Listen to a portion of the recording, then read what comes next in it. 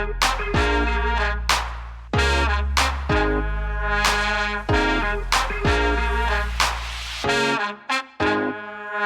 goes lights, camera, action when I step into the limelight. Easily adapted to the high life. Hello, everybody. Welcome back to the Film Buds podcast. This is episode number 136. It's lost its sparkle. Now that I know, we're gonna have to throw a wrench in the. We gotta do something. We gotta do something about this because now that I know, the thrill is gone. It's true. Yeah.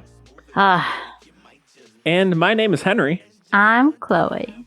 And this week we got a great show for you. It's wild.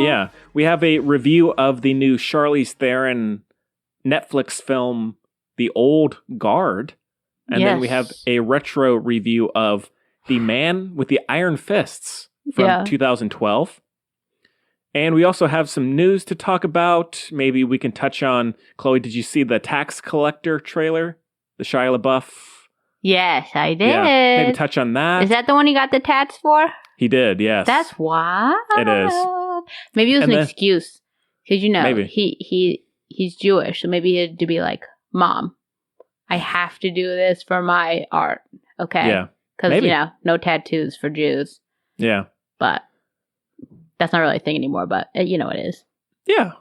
That'll be my excuse whenever, my friends think I'm super lame. I'll be like, you know. Yeah. And then also, Chloe, I don't know if you saw the Netflix most watched movies list that I think just came out today, actually. They released their most watched original movies. I saw remnants of such a thing. No, not remnants. I saw the precursor, as in my cursor was on the article title, but no clicks were made. Well, there some are about the Irishman and some about 100 million or something. I don't know.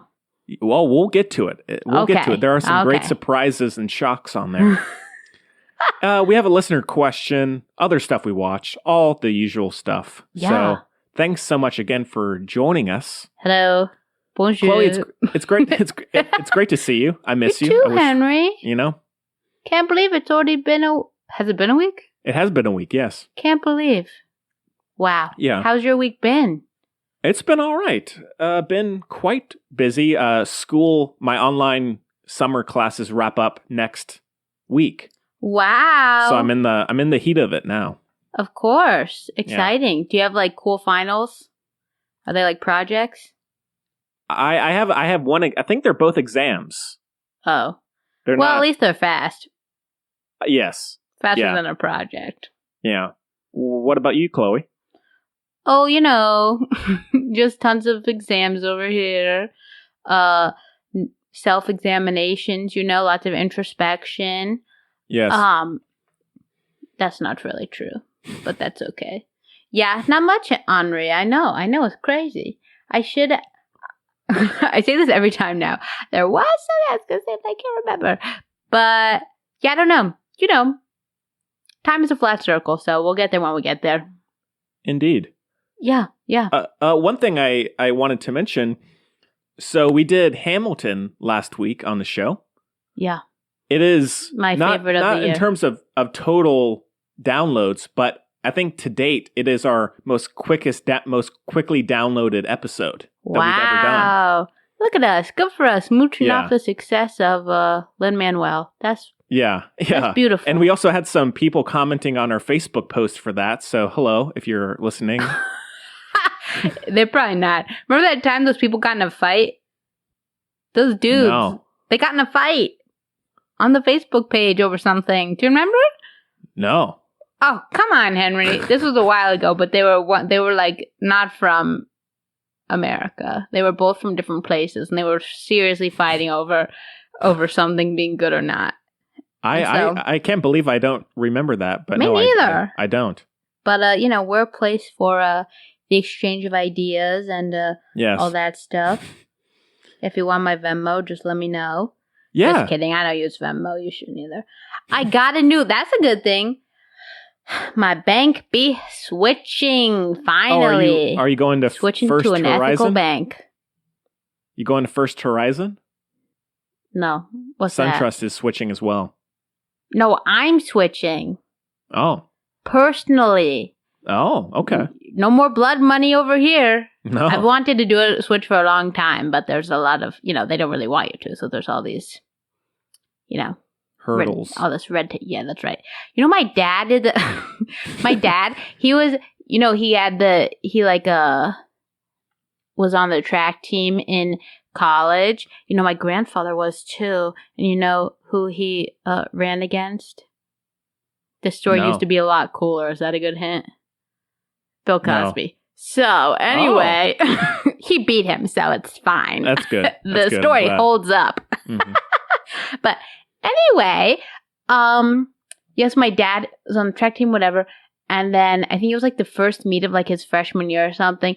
And they were like, and he's like a sprinter, like that's it. Cause us, we're big old soccer heads over here. Mm-hmm. So, and forwards cause we're narcissists, so sprinting. But, his coach was like, hey buddy, our hurdler, that's fun to try it.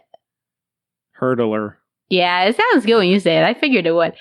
Our hurdler is, I don't know, food poisoning or something. Who could say? Mm. But, so my dad did it, and he goes, do. And he was like, first of all, I do not want to do this, but okay, whatever. So, do, go and hurdle. But then, Henry. What happened? Traumatic. So, what happened was, and Gary will let you know very fast, he didn't actually make a mistake, which, who's to say? But, the hurdler next to him fell, hit a hurdle, obviously. That's the whole point of the game. I mean, to not, but you take my meaning. No. But hit it and then went into my dad's lane, like a really bad bowler. You know what I mean? Into the next person's thing. And I guess he and my dad were tied or something. Because he went into my dad and then my dad fell and he stepped on his knee and ow. Like that. Ow. I know. Good thing my dad was smart. He was like, no more track. That's a good but then call. He still played soccer later. So it's could have been that bad, but he probably faked it because he hated hurdles so much. Yeah. Just kidding. He didn't. He's going to sue me for libel. Libel? Slander. Who knows? Both? Arson. Let's go with arson. So yeah. Cool. And a couple in-house things. So if you haven't joined our Patreon page yet, go to Patreon. Rewind. Up? What is this segment called? Oh yeah, housekeeping. So thank you. Go to patreon.com/thefilmbuds, and that link is at thefilmbuds.com and in the show notes. And so if you just want to help support the weekly show, the upkeep, and we'd appreciate it if you do. And thank you to the people who have helped get that started. Yeah. Gracias. Also, because we did have so many downloads last week, if you haven't checked out our other shows, we do have the Music Buds as well as You Don't Need Anyone, which are two spin-off, kind of irregular released podcasts we also do. Yeah. Check those out. Not irregular. Do you remember Wonder Balls? I think. About Kinder Eggs. No? No. What is the food with a secret surprise in it? Let me think.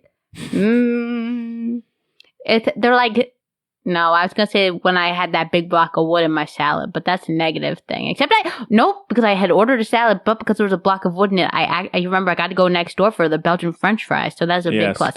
So the other shows, it's not irregularities; they're just blocks of wood in your salad.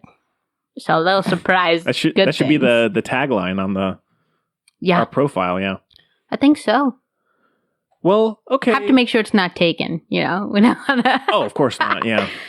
All right. Well, I don't know. I can talk about my Columbo box set. I don't know if anybody wants to hear about that. Please do. All right. Yeah. Okay. Well, I'm sure. And then if I fall asleep, I'll blame it on the narcolepsy. But yeah, I'm sure half the people just skipped ahead 20 minutes. But yeah, I'm a huge Columbo fan. I love Peter Falk. He's the best. I love the guy. And I love him too. Yeah. Just I'm more of a Princess Bride kind of person. Oh, fair enough. On Amazon Prime, they have seasons 1 through 7 via IMDb free TV, which is God, just that's a offered mouthful. through Amazon Prime.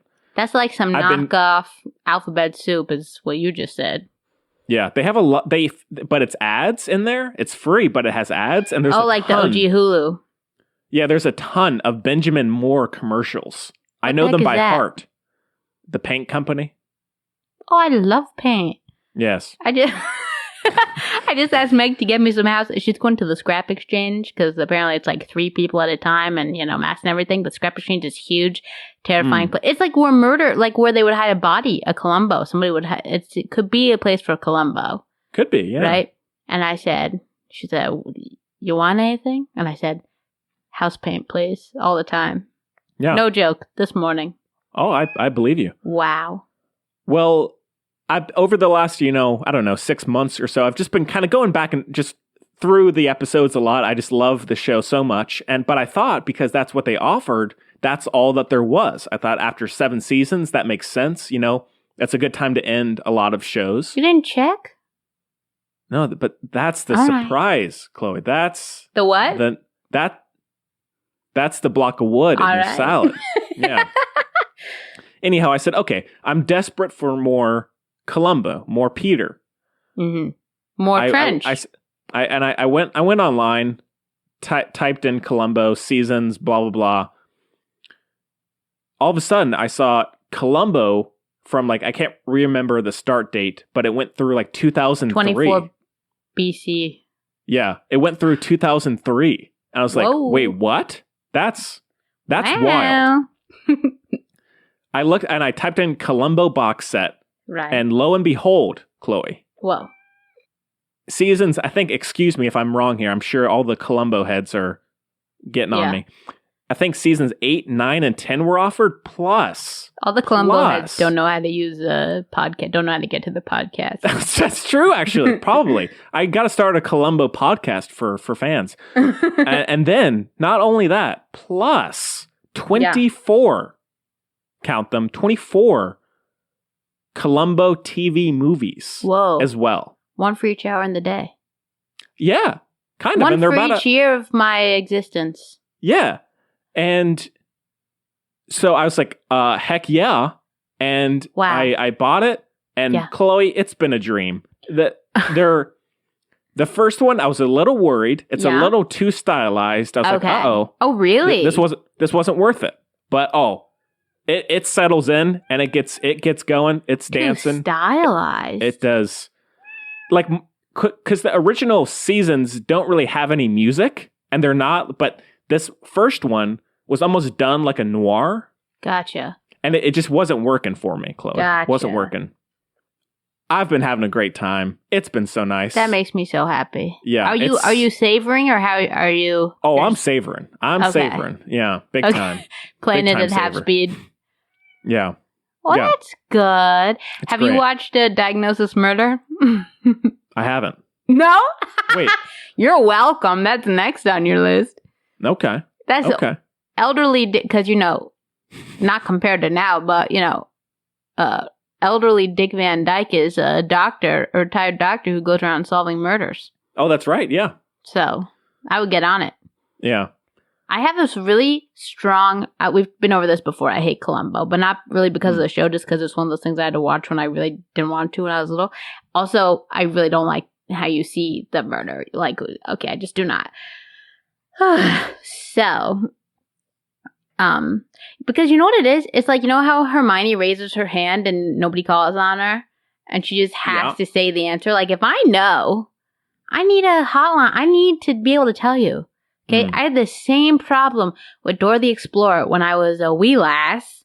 Yes. I was probably 2. Yeah, probably, no, but maybe 3. And, because they would do where's the candy cane or whatever, right?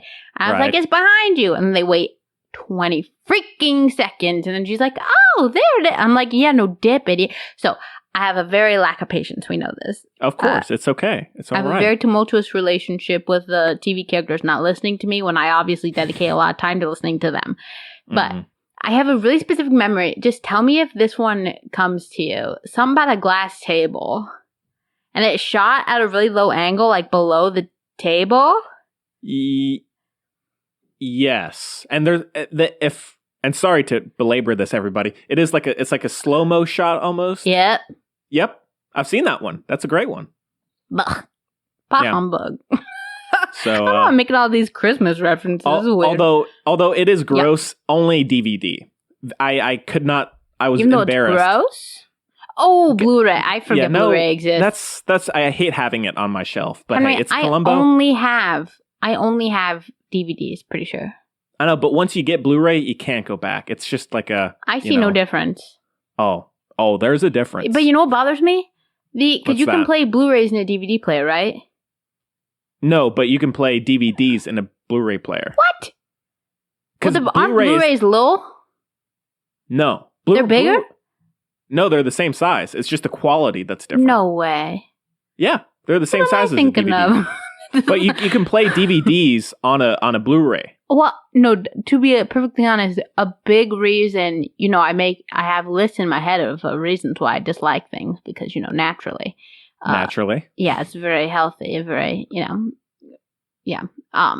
But in my head, one of the reasons I don't like Blu-rays is because they don't fill up the whole DVD player thing. In my head, they're like small. Oh, no. No, it's peculiar. It's the normal size. Yeah. I still don't like them. Okay. I don't get it. I just don't. I just do not. It's okay. But to be fair, I don't really buy DVDs anymore either unless it's from like the library sale. Yeah. No, nobody for does. A snowy day. Wow. Yeah. We probably have all the Columbos on VHS. Nice. But we didn't pay for them. We record them off the TV. You used to be able to do that. Naturally. Mm-hmm. Who needs my ballet recitals from when I was little? Nobody. You put Columbo right over those bad boys. You should put that on the Instagram. What, like a pro tip? Want to forget your traumatic childhood? Tape Columbo over it. Your ballet videos. I don't think there are any. I think they all got taped over. Ballet was traumatic. I hated it anyway. We've been over this. The Cubby thing. I hated ballet so much. Gemma loved it. I freaking hated it. But the thing we should put on my Instagram, on the whatever Instagram, put it everywhere. If I can find it. We've talked about this. My debut on the Weather Channel when I did the weather as a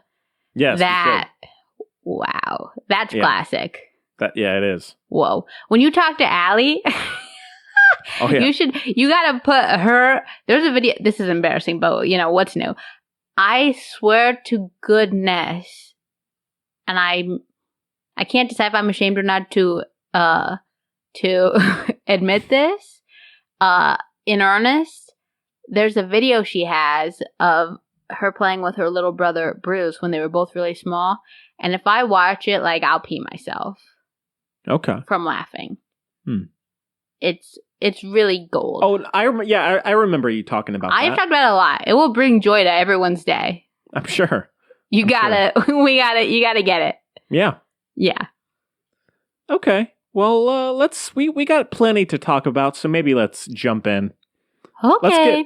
I guess so. Let's get to our first review, which is The Old Guard, currently on Netflix. And yeah, I think Chloe's got the clip, so take a listen.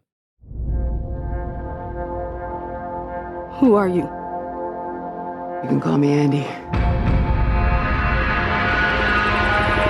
I lead a group of soldiers.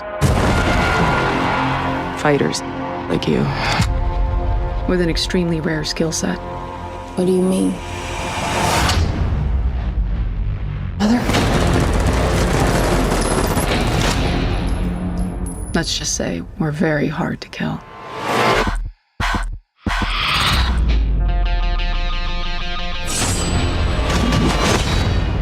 You've got questions, kid.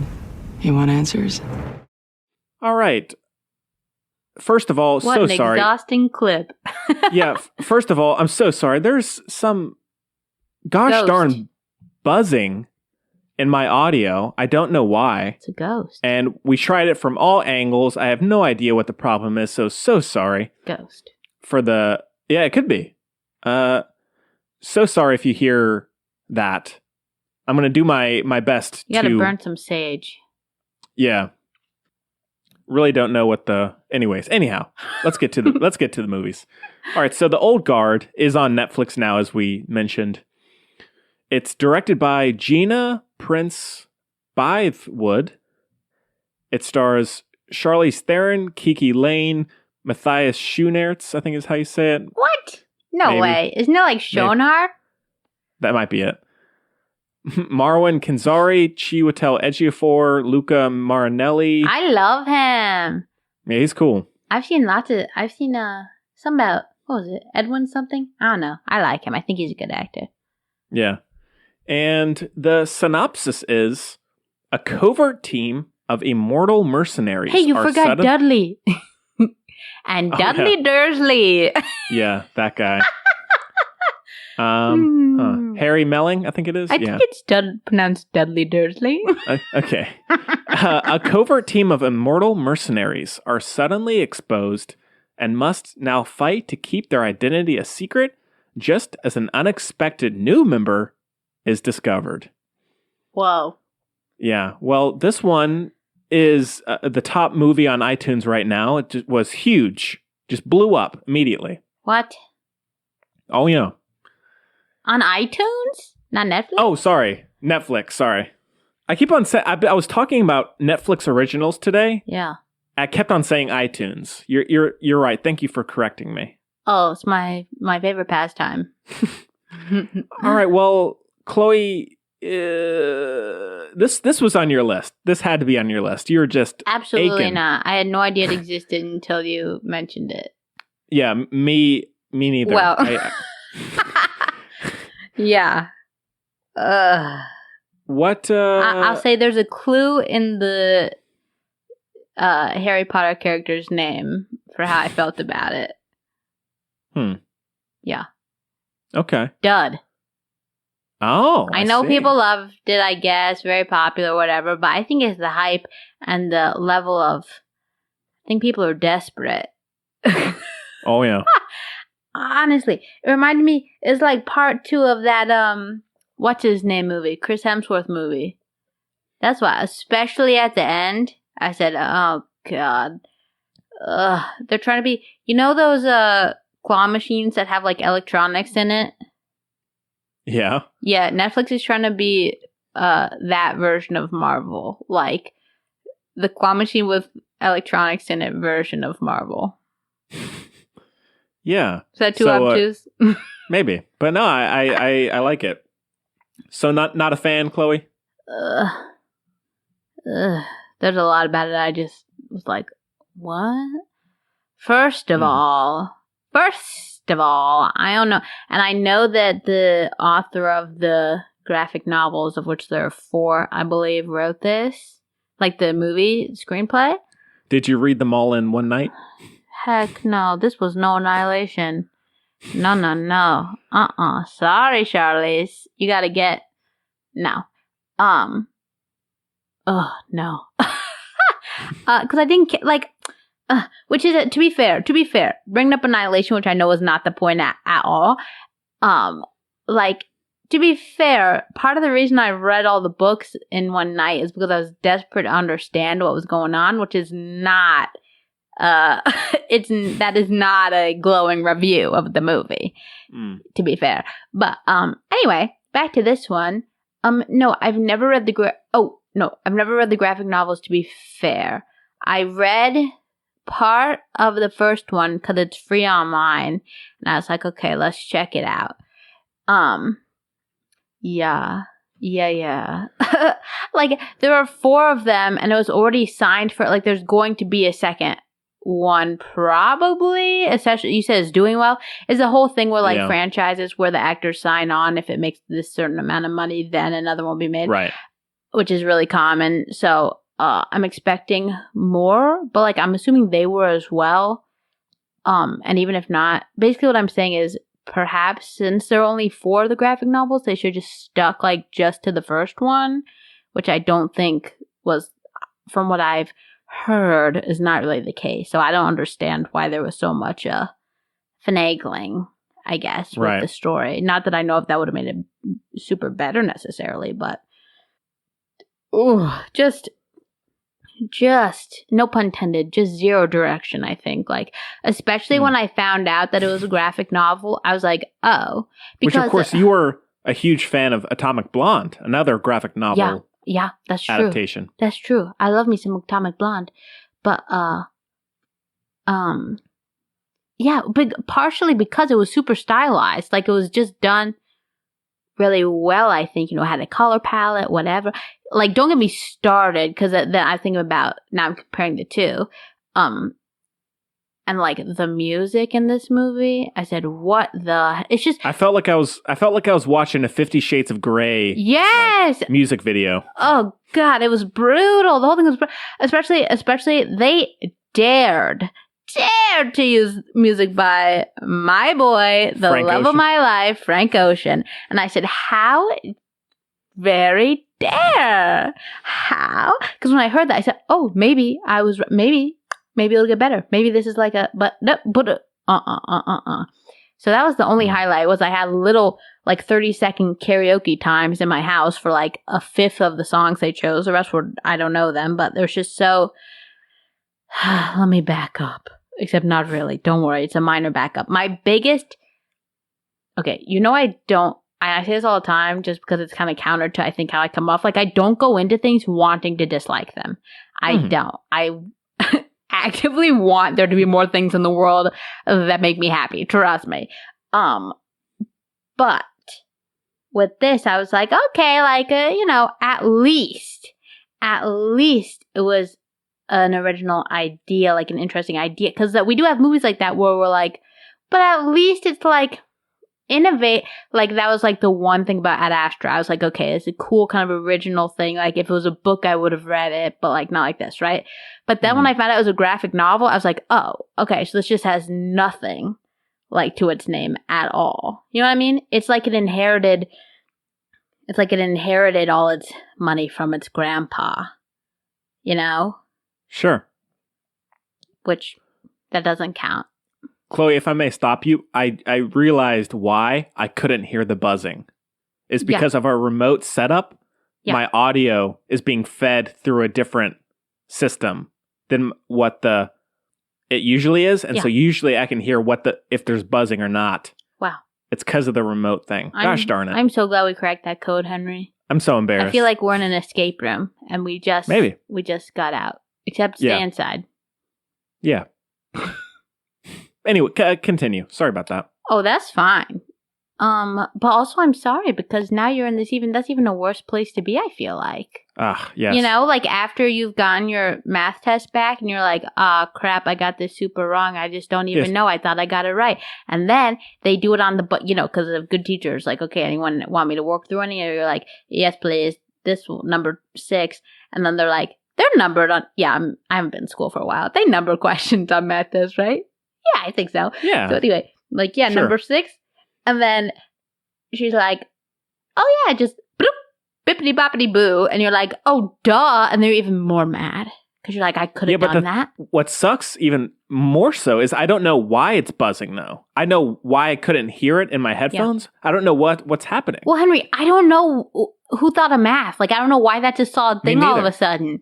That's not, like, people just, like, it's just people decided to do that in the world, you know? Yeah. Yeah. I'm not totally stupid. Like, I get that there's, but certain things, I'm like, PEMDAS, like, that's human made, I'm pretty sure. Yeah, that's just made up stuff. You know what I mean? Yeah. Oh my God. Well, Chloe, any more initial thoughts or? Yes. Okay. But then I'm almost done. Basically, like I said, trying to give it the benefit of, like, the ideas and everything being good or whatever. But then the movie, every part of the movie felt so, like, the word is not uninspired. Like, the word is, like weak. Like, you could tell that they were like, yeah, we're making the best movie. It feels like The Room, okay? It's like, we're making the best movie ever. And it's like, no, this is really not so good. Like, it's too bad we reviewed Logan already. This would have been a great comparison. A great Man, this is just like, Oh, it's so upsetting to me because it should have been a lot better. Like, I don't know how, but you can figure it out. Like, this is not my kind of deal. Like, what I'm saying that bothered me the most is, like, technically, it's just poorly constructed, number one. Like, there's so much about it that's just bad. Like, there's a lot of telling not showing, which I kind of get. Yeah. Because, and they try to fix it by that. But it's so typical, like, overdone in that kind of way. Like, okay, Harry doesn't know anything about the wizarding world, okay? So Hagrid's like, come with me, boo-boo. This means this, that's that, da, da. But then he's like, okay, I'm here. And that is the very first bit of the movie. This movie is like a Kiki Lane Niall. It's like, imagine she's in Diagon Alley the entire movie being like, what's that? And Hagrid's just like, boo, that's just ice cream. I actually wouldn't mind that. I would watch that. The whole movie's Diagon Alley? Yeah. No, you would not. I mean, I don't want that to be like a feature, like Harry Potter entry, but I would, if that existed, I would watch it. You know what I would love? What's that? And again, we should say, I'm with Danny Rad on this one. Trans lives matter and all that, for sure. Oh, yeah. But since we're in this world, let me say they should do a Harry Potter. I would love it if it was a Diagon Alley undercover boss series. That would be cool. That'd be cool. Like if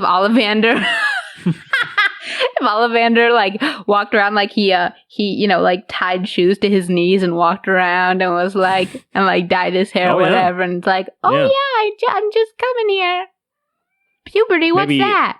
Maybe HBO Max could get that going. That'd be aces. Yeah. But anyway, it just felt like so disjointed. And again, I feel like they were really into it. Like the people making it, that said, it's just bad. There's like no vision. So I appreciate that the energy was there, but that's about where it ends. Like we're saying, none of it fits. Like there was no, which is especially surprising coming from a graphic novel. You'd think, you'd have a lot of you should have a couple Pinterest boards, okay?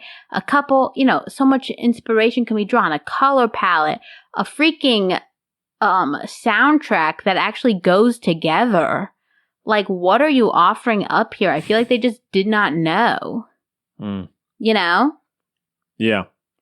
Ugh. It's like when in elementary school field trips, to be fair, did you have any? I had more middle school ones than... I didn't have any middle school ones. Oh, yeah, I had a lot. Really? See, it's so weird. No, okay, so I went to a nice elementary school, right? Mm-hmm. And then they found out that we weren't in the district and they kicked me out of the nice one. Because, Shoot. Shout out to the Goldstein family. Y'all suck. What do you care? What do they care? Because my dad moved, so I was no longer in the... But it was 5th grade. And so they're like, yeah, like you stay for one more year, right? Because I had a very kind guidance counselor was like, yeah, it's okay. Right? And then this freaking lady, Goldstein, who her thing is she likes to do that egg burning thing, which is actually pretty cool. But she's like all about like the dog shows. She's like, so dog show lady comes in here for no reason. And it's like, yo, that 10-year-old needs to go, which is like, okay, so that's rude. So anyway, yeah. Huh. And then she said something rude about my mother's glasswork, and my mom didn't say anything because, she's so nice. So she's like, right? It was like a couple years ago, so she had no idea who we were because, fine. Yeah. And then I was like, then I said something, but not super rude, but you know what I mean. What was I talking about? Oh, yeah. Yeah. Yeah. What was I talking about? I don't know. Oh, so we had lots of field trips in my nice school. We didn't have really any except literally going to Churton Street was our field trip in 5th grade, which is, you can imagine, which, for the listeners out there, the main street in every, like, Hallmark movie or whatever with, like, the coffee shop and the whatever, that's Churton Street, basically. And Yes. that was our field trip. was Nice. Best literally a block away from school, basically where everyone lives. Like, it's like, okay, great. But in any case, but you know how in those nice field trips at Sewell, they were just, you could say the person you wanted, like you get your one person, which is actually very depressing, I guess. Now that I think about it, it's not cool for people who didn't, because you had to match. So like Kaylee and I were like the persons, right? Oh yeah, I never had a good match, buddy. No. No. That's sad, Henry. I was actually bullied a fair bit in elementary school. Really? Yeah. That's so sad. It was. They call you any names? Actually, What? I was actually bullied. Think of it. I was actually bullied throughout middle school as well. No way. Yeah, because I went to a private middle school. I know, gross. And I didn't get, at the time, I changed after high school. Yeah. I didn't get good grades. And so everybody thought of me as like a total idiot. That's so sad. Even though I destroyed on the baseball team. People were loving me whenever I was out on the field. But Dang. back in the classroom, people were, they were vicious. That's so sad, Henry. But hey, I got straight A's after that. So I guess that they motivated me. No. That's I'm not kidding. I'm kidding. Best revenge is your paper. Yeah, but To quote Beyonce. Yeah, Dang, that's so sad, Henry. it's okay. Wow. Well, I got accused of having horns and killing Jesus often. And then in middle school, it was, my nickname was Cyborg because of my metal leg, which is quite rude, but, Yeah, very rude. jokes on them because... Yeah, we have a podcast now, Chloe. Yes, suck it. What did they got? But I also, saying all that, I didn't really get bullied, though. Is that weird to feel like? Maybe I'm just, like, in denial. I don't know if that's weird to feel like, no. I think it just didn't bother me. I was like, okay, idiots. Because I've always been super, narcissistic and full of myself, so. Yeah. Yeah, that's the key. Yeah. Anyway, I'm back to my now. Deep also, Henry. So sorry about I this, care everybody. about you, so I'm sorry that you had to deal with that. And if you're new, welcome. We hope you stay. And if you're bullied, just tell them to suck it, because who cares? Email us about it. You really should. Yeah. The You Film really Buds can. Podcast We won't. at gmail.com. We're not going to read it on here or anything, but you really can talk to us. That's I wouldn't read it on here, but we're really here. We're here for you. Yeah, I chat with people, so feel free. Yeah, ask him his favorite ice cream flavor. I still don't know because I never wrote in. So Yeah. Anyway, let me get back. I don't know if anybody does, actually. What? I mean, it's nothing weird. And anyways, My I'm guess not is gonna... pistachio, but nah, because I feel like you like things. Like, I don't think this is it, but like Rocky Road. Like, I feel like you like things. You're in the ballpark. Yeah. It's not Rocky Road? No, but it's got stuff in it. Yeah. Yeah, to be fair, I don't know any more ice cream flavors except for the Ben & Jerry's Bernie flavor, but Right. Anyway. What? It's great to see let me you, get Chloe. to this analogy over here. Okay, ready? Oh, God. I mean, okay. So basically, Kaylee and I feel bad saying this now, got paired up, right? Because we were each other's people. But then it was like everyone's pairs were just, put in a hat and mumble jumbled, right? So there was someone there who was like, it's us. You and me, kid, right? Yeah. But then there's all this other Humphrey Bogart, who are all also in their own like little things, but like you know what I mean? So that's what this movie felt like. If it got away from us there. Yeah. Dang. Cool. All right. Well, yeah, I'll start. Yeah, take over, please. Dear Lord. I didn't know about the movie up until I think it came out. I just heard about it like destroying the charts on Netflix or iTunes, tomato. Tomato. Yeah, potato. Yeah. Whatever. I love Charlize Theron. My favorite film is Mad Max: Fury Road. And I should say she's so good in this. She's good in everything. It's crazy. She is. Which is another part of the weird, like that. I'm so sorry, Henry. No, the acting is wildly all over the place. Like, some people are great, some people are terrible, and it's like this big jumble. That's what I'm talking about. Yeah. Like, it would have been better if everyone was bad, is how I feel, than what it was. Yeah. I love her as an action star. I think she's one of the best by far of anybody out there. She's in a Brand Flowers music video. Is she? Crossfire. You should watch it. I will. She's an action hero in it. Hey, She it saves suits him. her. He's the damsel. Okay. Yeah. All right. I'll check it out. Now, Chloe, what did you think of the new Killers song, "The Soul's Warning"? So good. I think that's my favorite of their new ones. It's so good. Hey, the album's Yeah. coming out August 20th. Oh, nice. Coming up. Coming out soon. Anyhow, yeah, I thought I was very worried by the trailer. I thought it looked so generic and boring. I was like, I made a mistake, Chloe. I'm so sorry. And I feel then like I it's said, like The Mummy. I never seen The Mummy, but oh, it's a classic film. Huh. I like superhero fantasy kind of mercenary films. You talked about Extraction, and I didn't love that, but I'm perfectly up for a movie like that. I enjoy war films and soldier-esque stories. I thought the first 30 to 40 minutes, I was really dreading the rest of it. I was not. you thought it got better? I did. You're losing it. Yeah. You're losing it. What, you watch I it backwards like a freaking Beatles album? I cannot. I may try that. Are you kidding? No, I thought the opening 30 or 40 minutes, I thought it was incredibly boring and poorly written.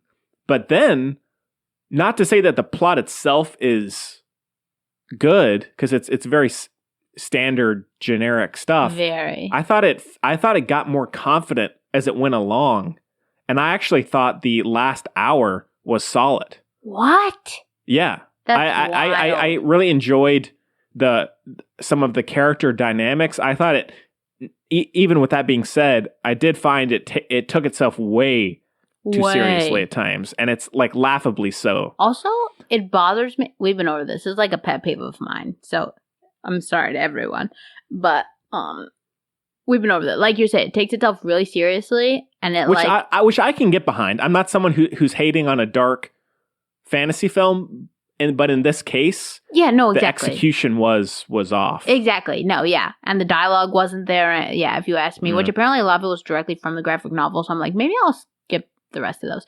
But yeah, but the thing that bothered me, because took itself extremely seriously, and like you said, the confidence and everything. And one of my pet peeves is like the stuff with the history where they like, I don't love that happy either. change butterfly effect. Like, yeah, do not show me real pictures or reference real things that happened, because actual people did everything they could to ensure those things happened. That irks me as well. That pissed me right off. Yeah, the biggest one that I think I talked about on the Watchmen review is the Watchmen movie, where one of the Watchmen is the kills JFK. Yeah, and it's like that stuff I don't like, even if it's stuff that was the government, y'all. Sorry, but that is actually true. I don't doubt it. And Bobby Kennedy, because he was about to save the country. I love Bobby Kennedy, in case you didn't know. Oh yeah, and MLK. Yeah, they're all good. Yeah, they're great. Sorry, everyone. Hot take, but it's just the truth. Don't ask me. I don't know if it's yeah. I agree though, Chloe. I don't love that stuff. Oh, I hate it because it's so rude. Like, it's so dismissive, and do freaking not. You know what I mean? It's like they got a picture of Charlize Theron teaching Marcel Marceau how to mime. Like, I don't think so. Okay, it's so annoying. Well, was that in there? No. Oh. No. And if it was, I missed it. And now this, what I'm about to say, I hear y'all. I hear you. It's extremely nitpicky. Like, I hear it. I hear how nitpicky this is. But may I bring to your attention that the core group, the four of them, who are all the ones who are in the pictures, except for the one painting of Charlize and her man who, passed. all the pictures is literally white savior. So I'm sorry. Oh yeah. That's the T. Fair. Sorry. It just is the way it is. Okay? It just is. Mm-hmm. No, fair enough. So that is irritating. Also, let's swap one woman for another woman. Like Charlize Theron, I did not respect this, to be honest with you.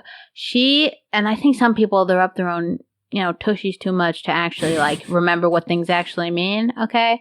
Like, Brie Larson, you're a queen. You actually pay attention. Charlize Theron, I'm starting to wonder. Because she's yeah. She's like, oh yeah, like, I want to be in this movie because there's two strong females in the movie, whatever, right?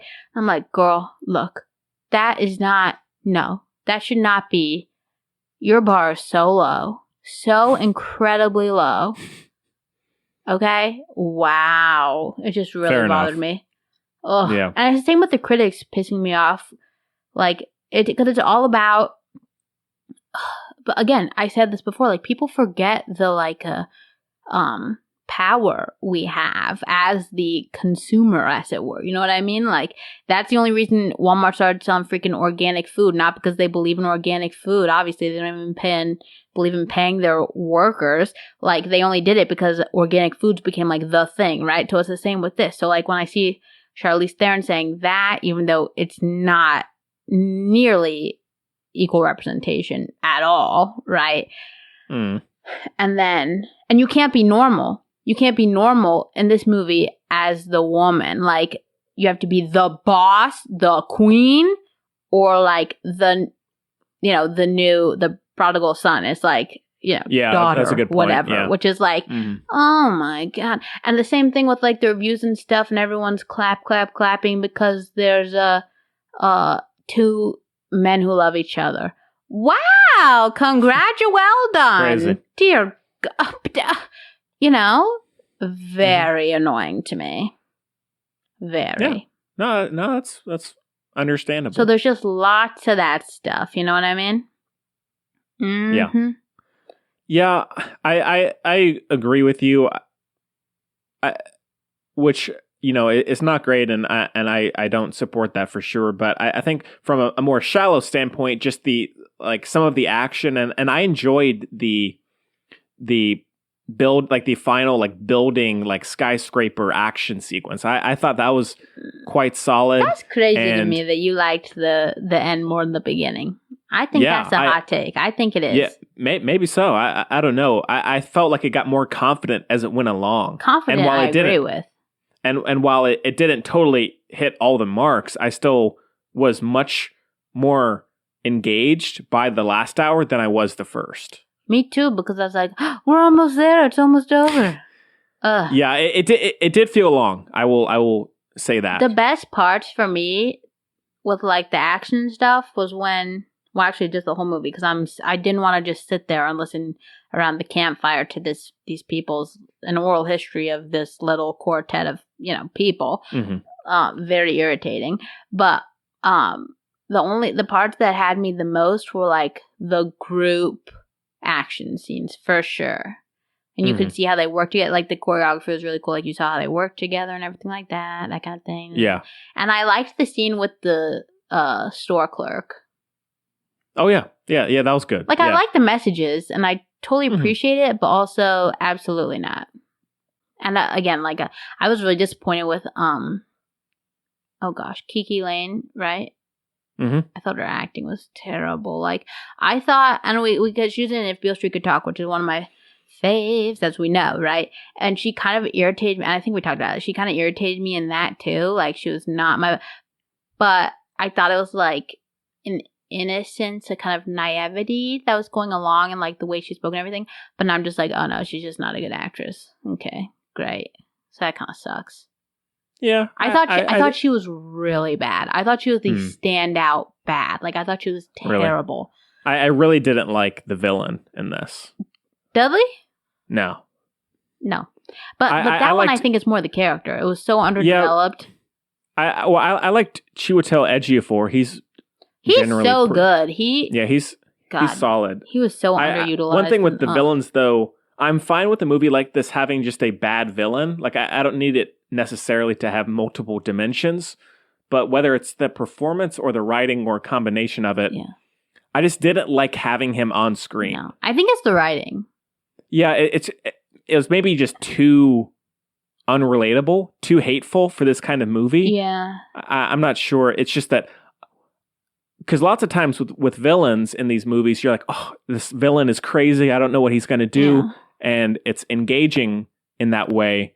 In this, I was just like, I was dreading cutting back to him. Yeah. I just wanted to be with, even if it wasn't amazing, I wanted to be with the main group as opposed to him. Because I just didn't really care at all about it's such a tired Exactly, because it also of these. Yeah, I think a part of it is like, it was like, ugh, I just don't feel like it. Not like, oh my god, he's so annoying. I think like the better thing would have been, oh my god, he's so annoying. Like I cannot even look at him. But like they didn't try at all. There was no like, for lack of a better example, there was no like, my father will hear about this. Like there was no background. He just like somehow was the CEO of a gigantic 90-story pharmaceutical company, even though he's like 30 and everything, which is like, okay.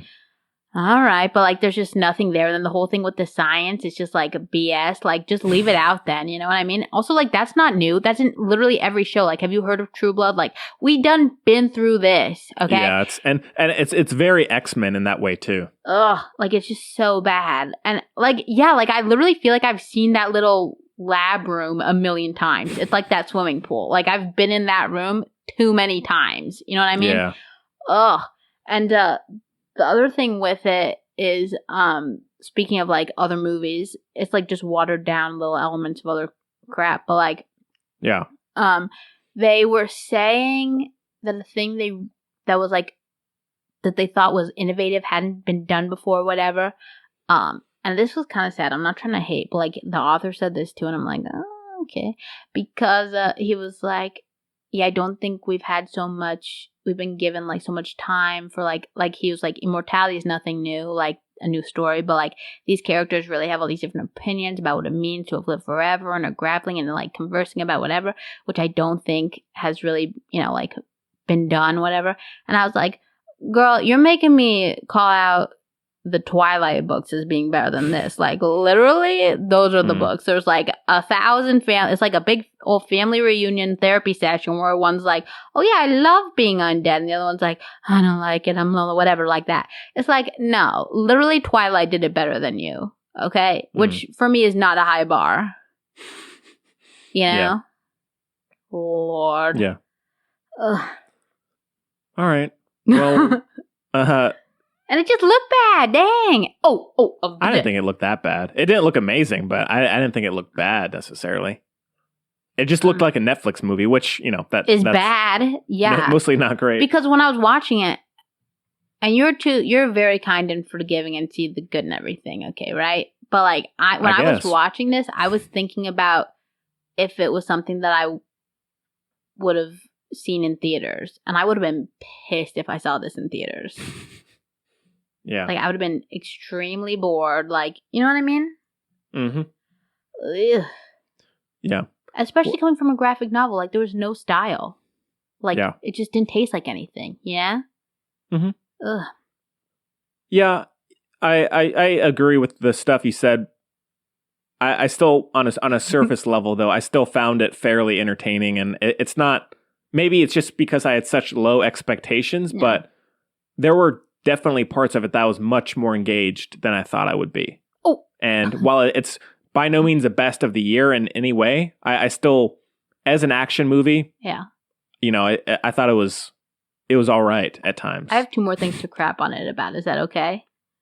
Please. And they're both ways in which it's a sequel to what's that movie? Thor. I don't know. Racism Planet. What's that movie? What? The one with Chris Hemsworth. Oh, Extraction? Yeah. The other ways it's like Extraction part, is one, nobody needed, I don't know if it was in the graphic novels, I don't know whose idea this was. We do not need any more reinforcements of bad stereotypes. Like, guess what, y'all? America should not be where they were in this movie, okay? Don't try to act like they're the heroes, and the whole thing was like, and the women are like, oh, thank you so much for being here, like, whatever, and then, like, okay? I understand there are terrorists there are terrorists here too, terrorists everywhere. That said, I don't need to see it for the 1,000 gazillion billionth time that apparently America is perfect and going and, like, being a hero and saving all these communities, okay? They just want their oil, okay? Bushy, that's it. You know? Like, that's really annoying to me. It was so unnecessary. Literally just do anything else, you know? Like, literally anything. Yeah. You know? Oh, I get you. That was incredibly annoying. Lord. And then also the whole thing with, like, the girls who were kidnapped and everything, and it was like a thing. Remember at the very beginning, whatever? Yeah. That, you do not deserve to have that as a plot point. Like, just make it about some freaking, like, nuclear weapon or something someone stole. Like, do not put actual... Like, this movie does not deserve that as a little plot point. Not for 1 second. Do you know what I mean? Yeah. Especially, like, these are real... these are real problems. Like... It's a nightmare. Yeah. So to do that is, like, I think it's just super wrong. Because even if the characters have the right, like, the characters, sure, they think they're doing that, right? But you know better, right? You control the world. Make it a freaking James Bond nuclear weapon or something, right? That's destructive too. I'm sure they wouldn't want that in the wrong hands, okay? Like, do you know what I mean?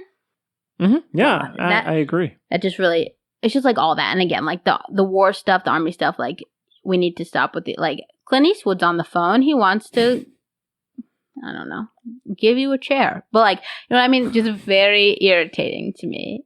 Okay. Yeah.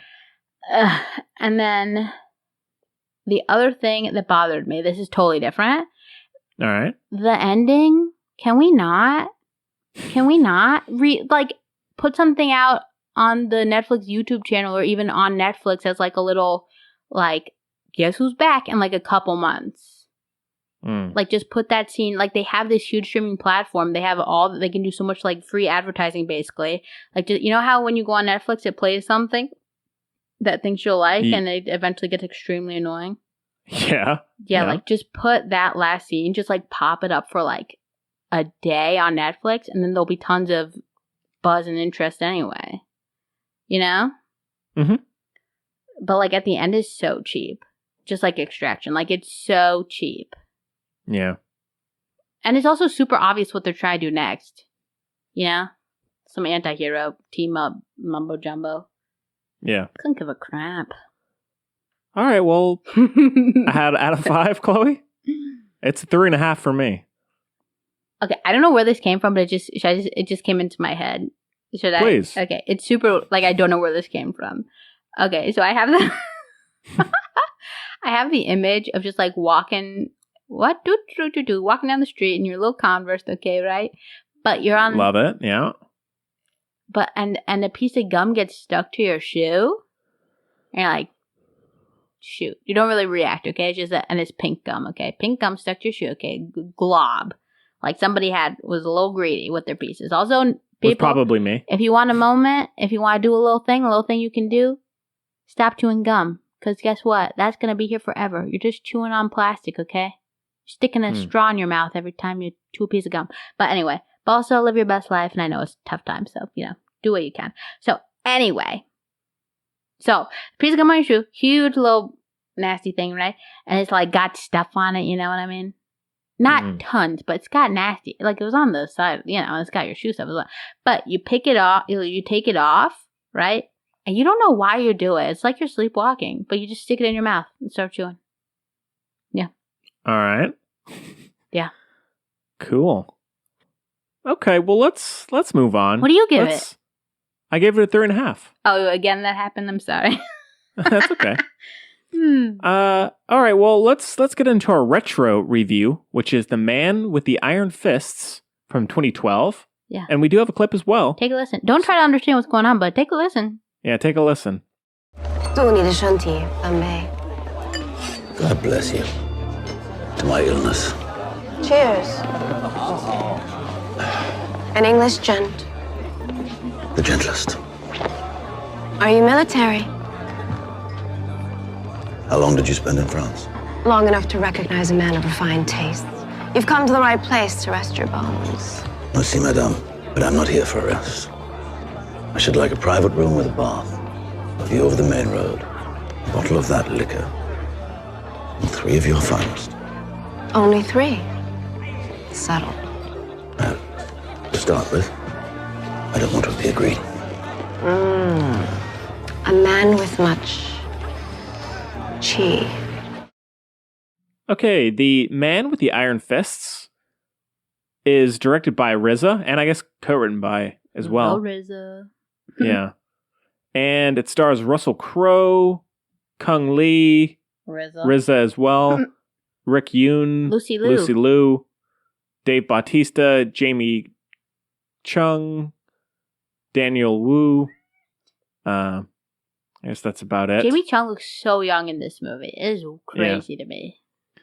And the synopsis is, on the hunt for a fabled treasure of gold, a band of warriors, assassins, and a rogue British soldier descend upon a village in feudal China where a humble blacksmith looks to defend himself and his fellow villagers. Wow. Yeah. To be honest, And that synopsis for once sounds better than the movie. it's not bad, yeah. Yeah. And it is co-written and produced by Eli Roth as I think well. you mean ruined by Eli Roth, but we'll get there. Could be. I don't know if it was his fault I necessarily. know the T. But, okay. Uh-huh. And now it does say Quentin Tarantino presents, but he does not have a producer credit or anything. It's purely the name, which is Isn't that irritating? suspicious. Yeah. Well, Chloe, you suggested that we talk about this one. Yeah. Would you like to start, or No, you go for it. Because you came into it, you hadn't seen it? Or had you seen I it? had? You had seen I had it? seen it. Oh, Mhm. dang. All right. Well, Yeah. you big Wu-Tang Clan fan? Yeah. I mean, nothing wrong with that. Sometimes, I'm always up for it. Well, it makes sense. Like, they talk about kung fu movies and stuff, like, all the time in their stuff. So just kind of, it makes sense. I'm not saying it's good, but it's also, like, fairly of the time. It's, like, a little late to the party for such a genre kind of, you know what I mean? Yeah.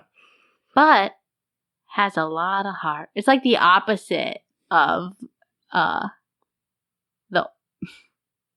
old guard to me. Yeah. It's like that. Like the visuals are on point. You could, whatever. Pretty really cool, very inspired, cool shots and everything. Good ideas, like really good ideas and everything, but then it's kind of like Boggle. It's like someone's new round of Boggle. Sure. Yeah, I had seen this when it came out, not in theaters, but I saw it at some point because I like martial arts movies. I'm always up for one. My why sister not? loved this movie. I don't know the last time she watched it though. Yeah, I guess I can go ahead and say it. When I saw it, I didn't like it, and I sadly don't like it now. I find it's kind of what you were saying about the old guard. I find it very poorly constructed. I find there's so much style, but nothing fits together. Clunky.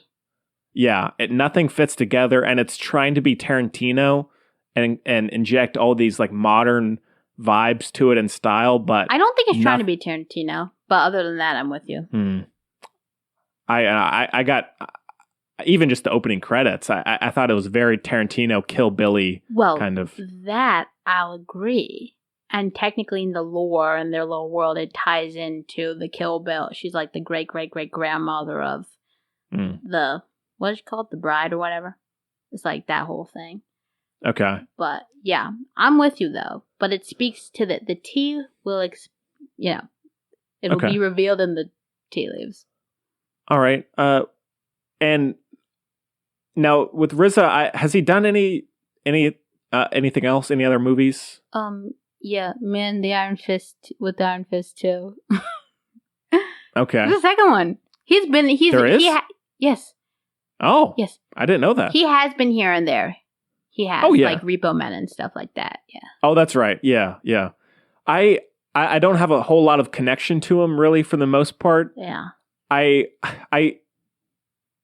in short, I just find the middle in particular to be very poorly paced. I find it's very incoherent. I don't, as you were saying, kind of like cool camera shots. I think they're a little gimmicky.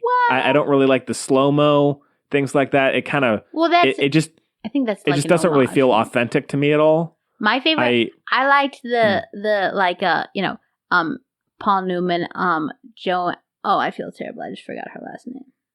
Joanna, what's her last name? Whatever, Paul Newman and his wife. I'm really sorry. I love you both very much, equally.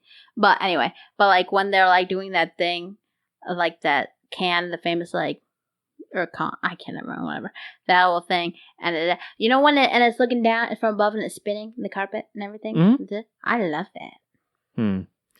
Now, I'm not saying it's without any good moments. It's just that overall, I find it very boring, and I don't think anybody is really good in this. I love Lucy Liu, and I think she's fine in it, but the performances, they aren't.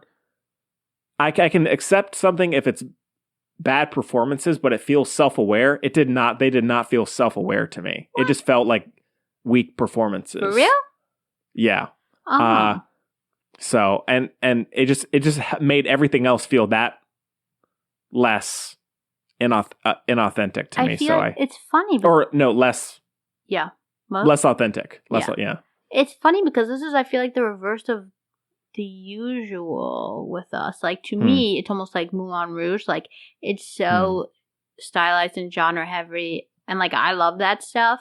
And it kind of excuses. I don't think it took itself too seriously. I think some of the ways it felt like it did might have been like the style homages to like the classic kung fu movies and just Asian cinema in general. Like, but it's like, almost like two, like magnets, like two positive magnets, like with the modern like genre bending, like, Wu-Tang Clan kind of like style mixed in there. So like I see where you're coming from, but that's almost why it worked for me. Like it's like to me it's like if a kid like opened up a comic book and then like imagined the movie of that comic book, it would be like this. Like, okay. Which isn't particularly here nor there, but like at least it's interesting, and I like the over the top. I really like the over the top movie style when I think it's like the vibe. Like I don't think. I agree. I'm there. I just don't think it was done well. Man. Like I'm fine with an over the top movie like this. That's not an issue. It's just that I don't think the execution was there for me. Yeah. Well, now let me make all my little excuses for it. So Reza made the movie, right? Like originally, like he wrote it, he this, he that, right? Like everything. It was like his baby. And again, it goes with a lot of it like makes sense that he would have made this movie. Like it fits in with, all that he's built up and the world he's kind of created in and of itself, right?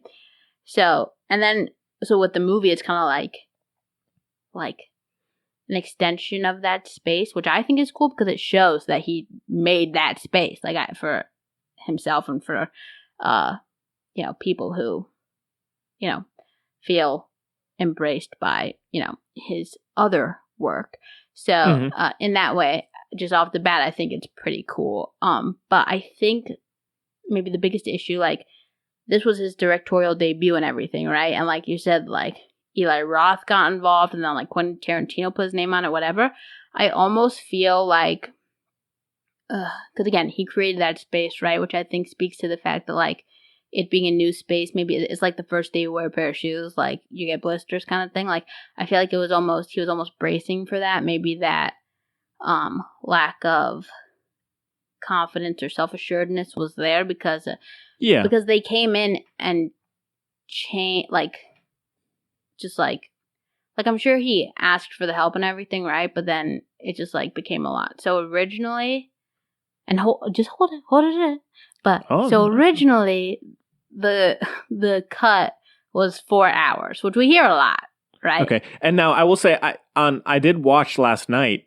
There's the unrated extended cut. Yes. Yeah. I don't know what the differences are between the two, but Do you think it's better? to be fair, I remember so little about Fair enough. the original. I couldn't say. Yeah. But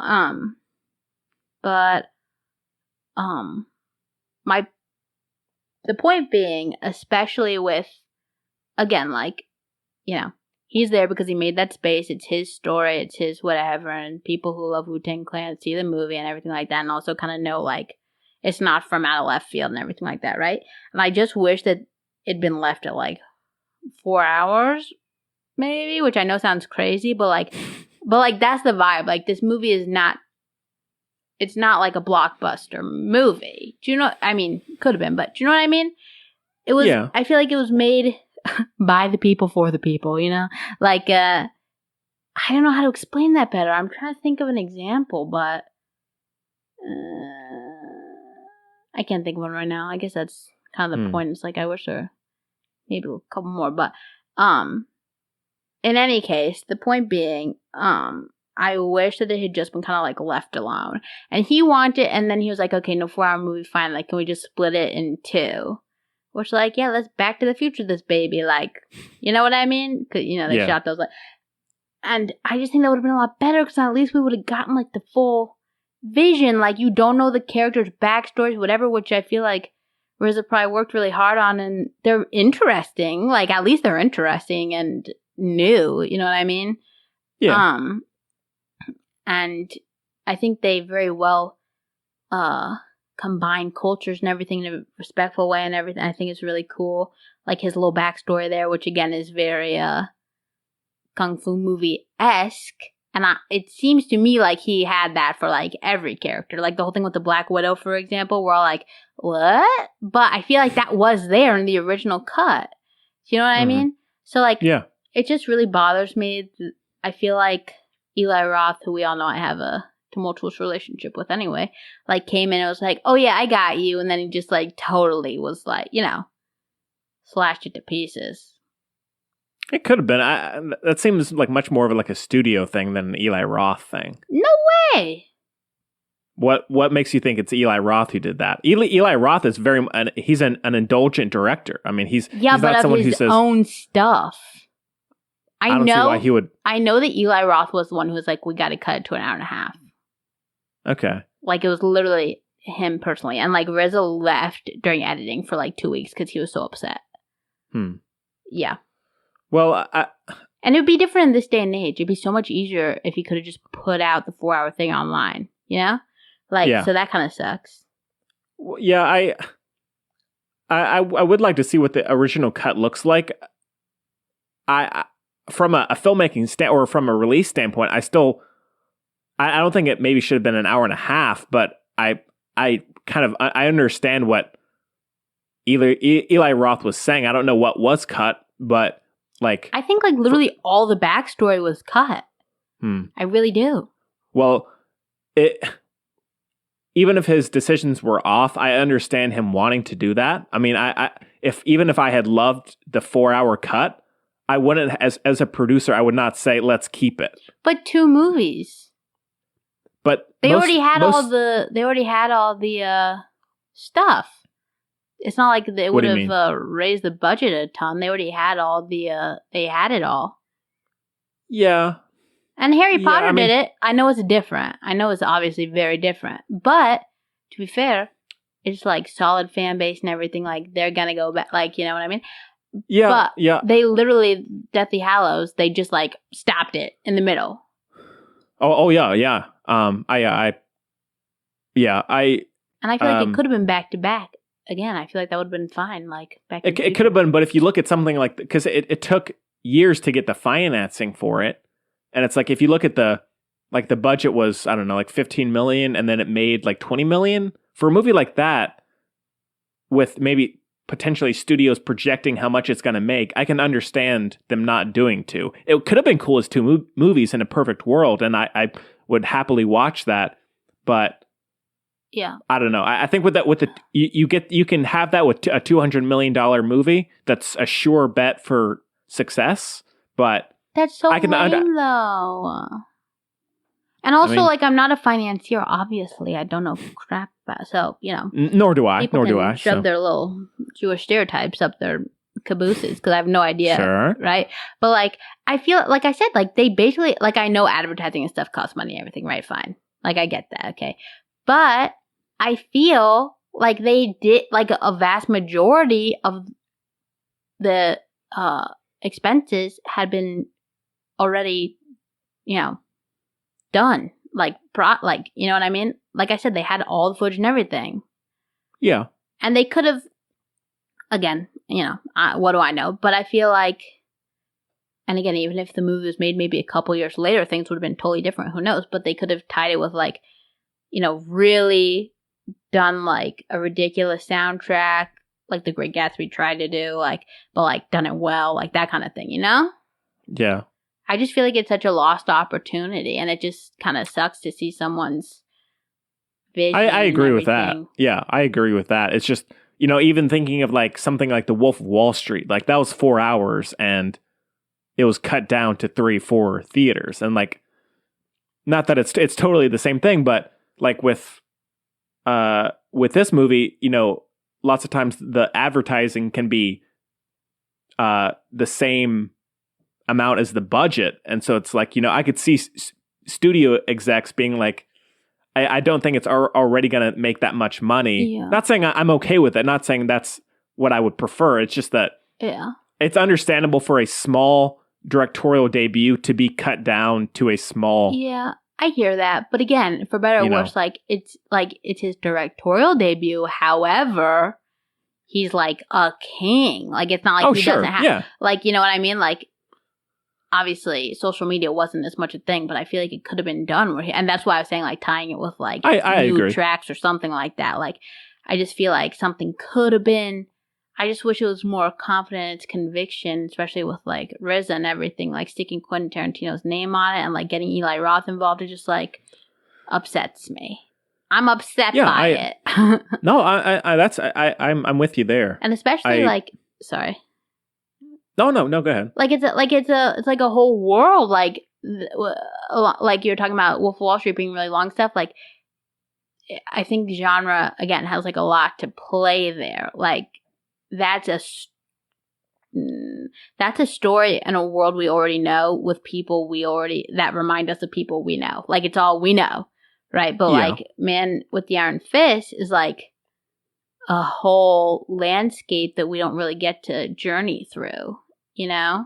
Mm-hmm. So I think that's another thing that makes the difference, where the duration would have been more, palatable, because it's like, wow, so much stuff. Like, this is cool. Yeah. You know? Oh yeah, I think it could have been an interesting movie, and if that ever came out, I would happily watch it. Yeah. I as sad as it is to say, I can just get where someone like Eli Roth, who has been making films for a long time and knowing how things work, saying, no, we need to cut it. Even if it sucks, even if his choices weren't right in terms of what they chose to cut, I can get behind what he's saying. But that doesn't make the end product. I just don't think it's his place. I think it was crappy. Yeah.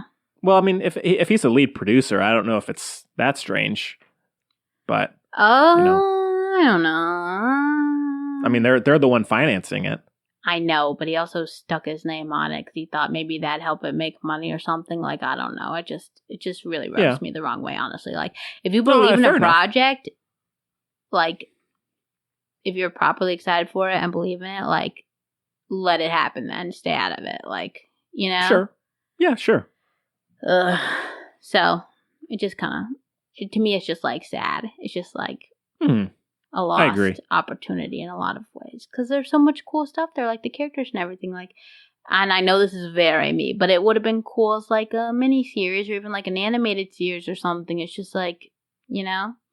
Mm-hmm. And in some ways, I think it was kind of, like, technically and skill-wise and maybe execute all that stuff, RZA was for sure a first-timer and, like, whatever. But as far as the ideas and everything, it sucks because I feel like the project was just, like, ahead of its time, for sure. which just sucks, you know? Like, the closest thing then was probably freaking Heroes, like, on, you know what I mean? As opposed to now, like, Watchmen, for instance. Like, there are just a lot of cool ideas there. Yeah. So, poo. Yeah. Sad. It's sad face over here. It's a shame for sure. Even without that all being said, it's just I don't think it's a great movie, but I still would like to see that longer cut, as we said. One thing about the movie specifically, I really wish they would have cut more of that narration. I do not. I think there's way too much, and it's not really delivered well. Think about probably why it was all put in there, because they cut out everything. I'm not trying to change that. It's just that with what's there, you know, I wholly agree. That's my issue. But I think it all comes from the same place, you know. Also, get rid of Russell Crowe. No one needs that. He's not great. And no one needs that energy either. Like, oh, you know, oh God, get him out of there. Yeah. Or make him bad. I'll take one or the other, but no. All right. Anything else about the film? No. All right. Well, out of 5, Chloe, it's a 2.5 for me. Well, okay. Bear with me. Also, I don't, for a long time, long time, probably since I hit double digits, I would say, 0 balloons and stuff at parties and everything because, you know, the environment. Really. I love balloons. Right. They're my favorite thing. We've been over this. I love balloons, but also I understand that it's bad. So, no balloons, which is more strength than I've ever used for anything in my life. Seriously. I'll yell at people, which is bad, in parking lots, but no balloons. So anyway, but bar that, so you know how Harris Teeter has had, did you ever go to Harris Teeter? I'm not trying to call you a bumpkin over here. Every once in a while. Yeah. Well, Harris Teeter. It's just not, it's not near me, so I don't really go that often. Yeah. Harris Teeter used to, they don't anymore, but Harris Teeter used to have this little, oh no, my Siri thinks I'm talking to it. I'm not talking to you. I'm talking about Harris Teeter. Okay. So they had a little, like, balloon corral by the front. Like, there was a bunch of little... Oh, I remember that, yeah. Yeah, helium balloons with a little net.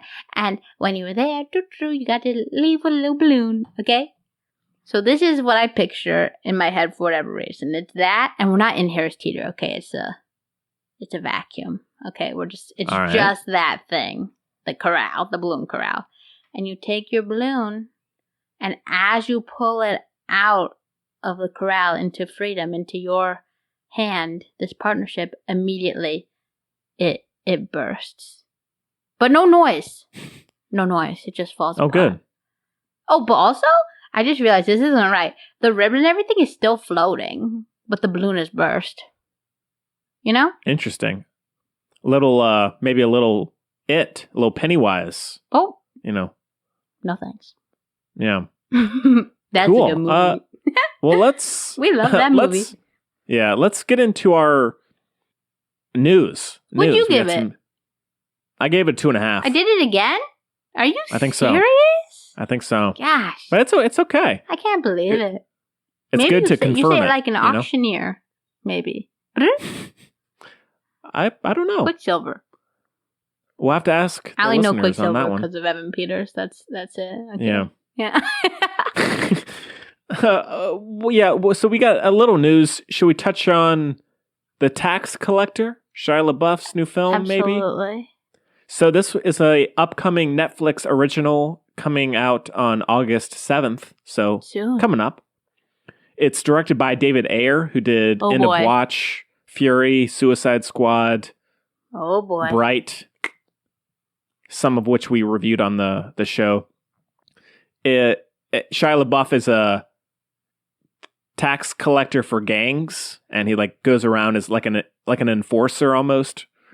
And the character has these extensive chest and arm tattoos on the front. I guess that makes sense. It's a chest. Live your best life, Henry. Thank you. You too. The back could be the inside, which is really gross. That's true. So you're on the right. And the tattoos are very striking. apparently, in very typical Shia LaBeouf fashion, he takes it to the next level. He just goes for it. Yeah. And the tattoos that you see that are in the trailers and in the promos are real tattoos. He actually went to a tattoo artist and got permanent tattoos for the role. I absolutely would not allow him to do that. Like as as a producer or anything like that. I like put it in the contract. Like, okay, if you really want these, you can get them after the movie's wrapped for 3 months. But Chloe, what if Shia, having a place in Hollywood, says, I won't sign the contract unless I can do that? Would you say, I would call his Shia? mom. I would call his mom. I'd call his rabbi. I'd call anyone. What if they don't answer? What if they don't answer? Yeah. I would just sit down and it's talk up to to him. you. You say, and Shia says, I'm sorry, Chloe. I appreciate your love of Honey Boy, Yeah. but unless I can tattoo myself for the role, Hey, for the tax collector. Peanut Butter Falcon. Oh, sure. That's what he'd say. Yeah. As much as I love your appreciation for that, I won't do it unless I can really get tattooed. That's like when he pulled one of his teeth for Fury, another David Ayer movie. I would have to see, I think that's an unhealthy relationship. I do. I don't know if it's great. I think it's unhealthy, especially given his trauma and everything. I just think it's extremely irresponsible. I'm not surprised that it's done by the person who gave us Suicide Squad and a very tumultuous and time in history where there's a lot of mental health issues and everything. By the way, Joker's the #1 stream movie on. That's what I'm talking about. There's people watching that on loop like a manifesto. This is my concern. Wait, what is? Joker? It's like the most streamed movie on HBO Max or something. Yeah. Do you see, Henry? There's problems. I did. I don't. Yeah, I'm with you. Irresponsible. But so that's how I'm feeling about David Ayer. Like, you know what I mean? Like, like Jared Leto did all that crap on his set and everything. You know, I just have problems with it. Especially Shia LaBeouf is a survivor of many things. He's in recovery and everything like that, trauma. And the fact that literally his childhood trauma was forcing all of himself to become an entertainer, character, like blank canvas, whatever. The fact that that's literally was the basis or the physical manifestation of a lot of his abuse. You're going to let him do all this, pull his tooth out? Absolutely insane to me. Like, I just think that's not cool. Yeah. Logan, why didn't you help your buddy out? You know? Yeah. Well, it's very it's quite a sight for sure. I can't tell if I'm being too, like, I feel like I'm being super extra this episode, but also, like, I feel like everything I'm saying is valid, so who knows? I don't disagree. That's wild, Henry. I know. I couldn't believe it. If he gets skin cancer, I think David Ayer should have to pay up. Well, with all that being said, what did you actually think of the trailer? Now, do you like End of Watch? I do. No. Yes. Yeah. Jake Gyllenhaal? Yeah. I and Michael do. Pena. I haven't watched it in a while, but when I watched it, I was like moved. Yeah. Me neither. And to be fair, I mean, Jake Gyllenhaal. Okay. So that's number one. Well, maybe we can pair that with The Tax Collector. That'd be awesome. I'd love that. I haven't watched it in a long time. But like that should be the end of the okay zone. Like Jake Gyllenhaal got himself like was asked to be tasered. Like, okay, that's fine. Like that's the limit though. You know what I mean? But yeah. I mean, I'm gonna watch it, but I'm you know. Yeah. I'm maintaining impartial, as it were. I'm without feeling about it. Yeah. With David Ayer, it didn't look great.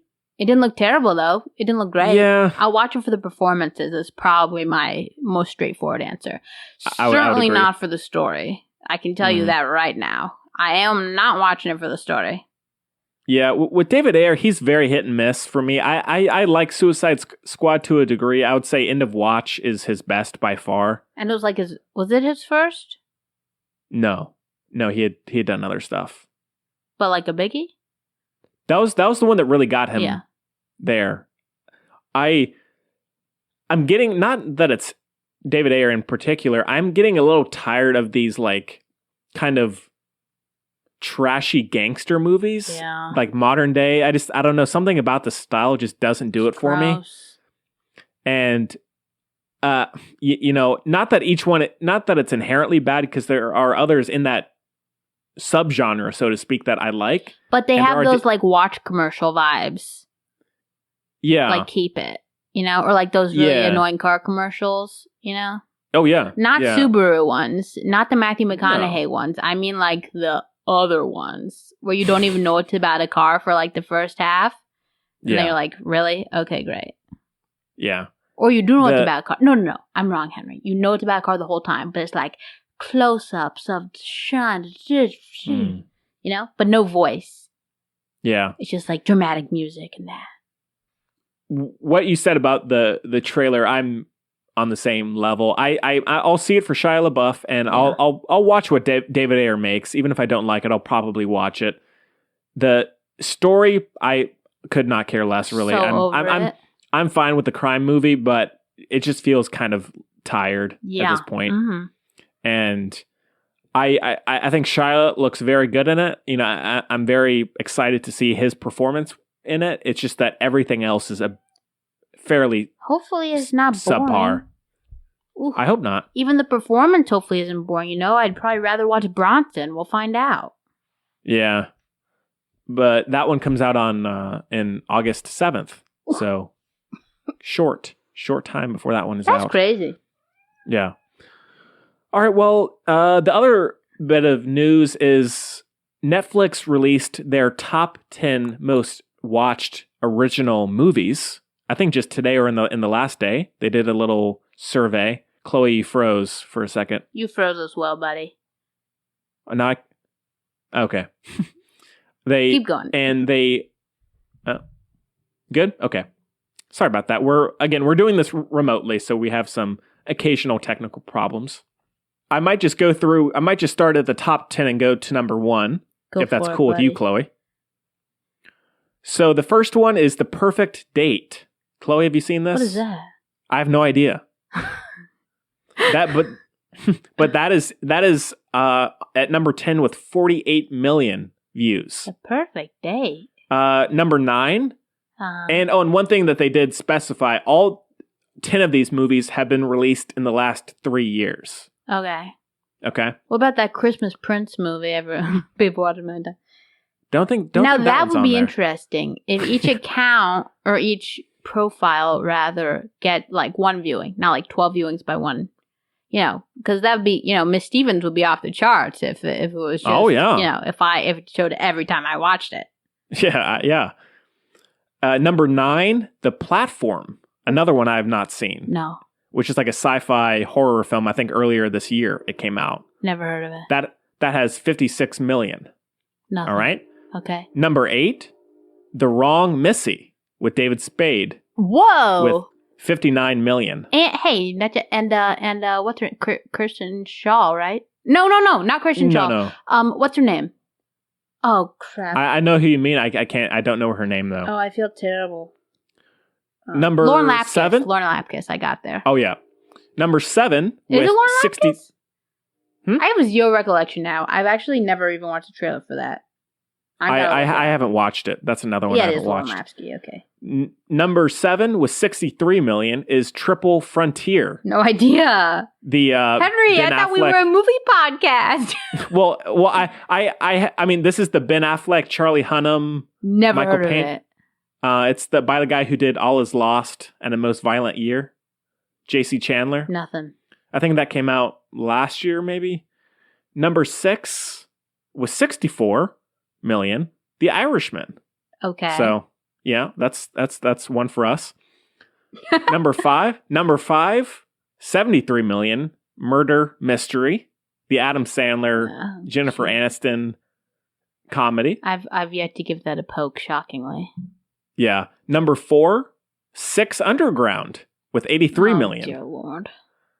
Number 3 with 85, Spencer Confidential, the Peter Berg, Mark Wahlberg film from earlier this year. I don't I'm sure you've mentioned it. I feel like barely. Maybe. I like Peter Berg's like Patriots Day and stuff, but I heard that was horrible. I So mean, I want to say never heard of it, but I feel like I should saying it was probably mentioned around me. I have zero recollection of this movie existing. Yeah. Number 2 with 89, Bird Box. That's not too big of a shocker. I've never seen that. Yeah, it was all right. I better know number 1. Is it To All the Boys I've Loved Before? It isn't. Girls Be Cray. At number 1 Tell with me. 99 million views, Chloe's favorite film. Oh no! Extraction. Oh come on! Are you serious? 99 million views for Chris Hemsworth's Extraction. God, 99. Which came out, what, a month ago? A month and a half ago? It's already racked up 99 million views and is their most watched original movie of all time. Are you kidding me? It is ridiculous. I was talking to Sam at the shop earlier today. We could not believe it. I am. We talked for hours about it. I am not happy. I know. I couldn't believe it. Wow. I was irate. Guys, look. It's your prerogative. You live your best lives, buddies. If you're not hurting anyone, you can watch that movie, enjoy it. But be aware of... It's a hunk of junk. Be aware. Not just like the fact that I think it's a poorly constructed film and everything like that, right? Just be aware of the implicit biases that are being enforced by you watching this movie. Okay? Like, it pisses me off. Yeah. And now, the one, as we talked about on the review of it, my guess is the main reason this did so well is because the Russo brothers who did the Avengers films were the I guess one of them wrote it and the both of them produced it. I'm sure that's the main reason it's doing so well. That makes me even more mad. Yeah. The thing is, though, as we said, if this had come out in theaters, nobody would have seen it. Because for example, the Chadwick Boseman movie that they produced last year, 21 Bridges, kind of not same thing, but same genre. Nobody saw it.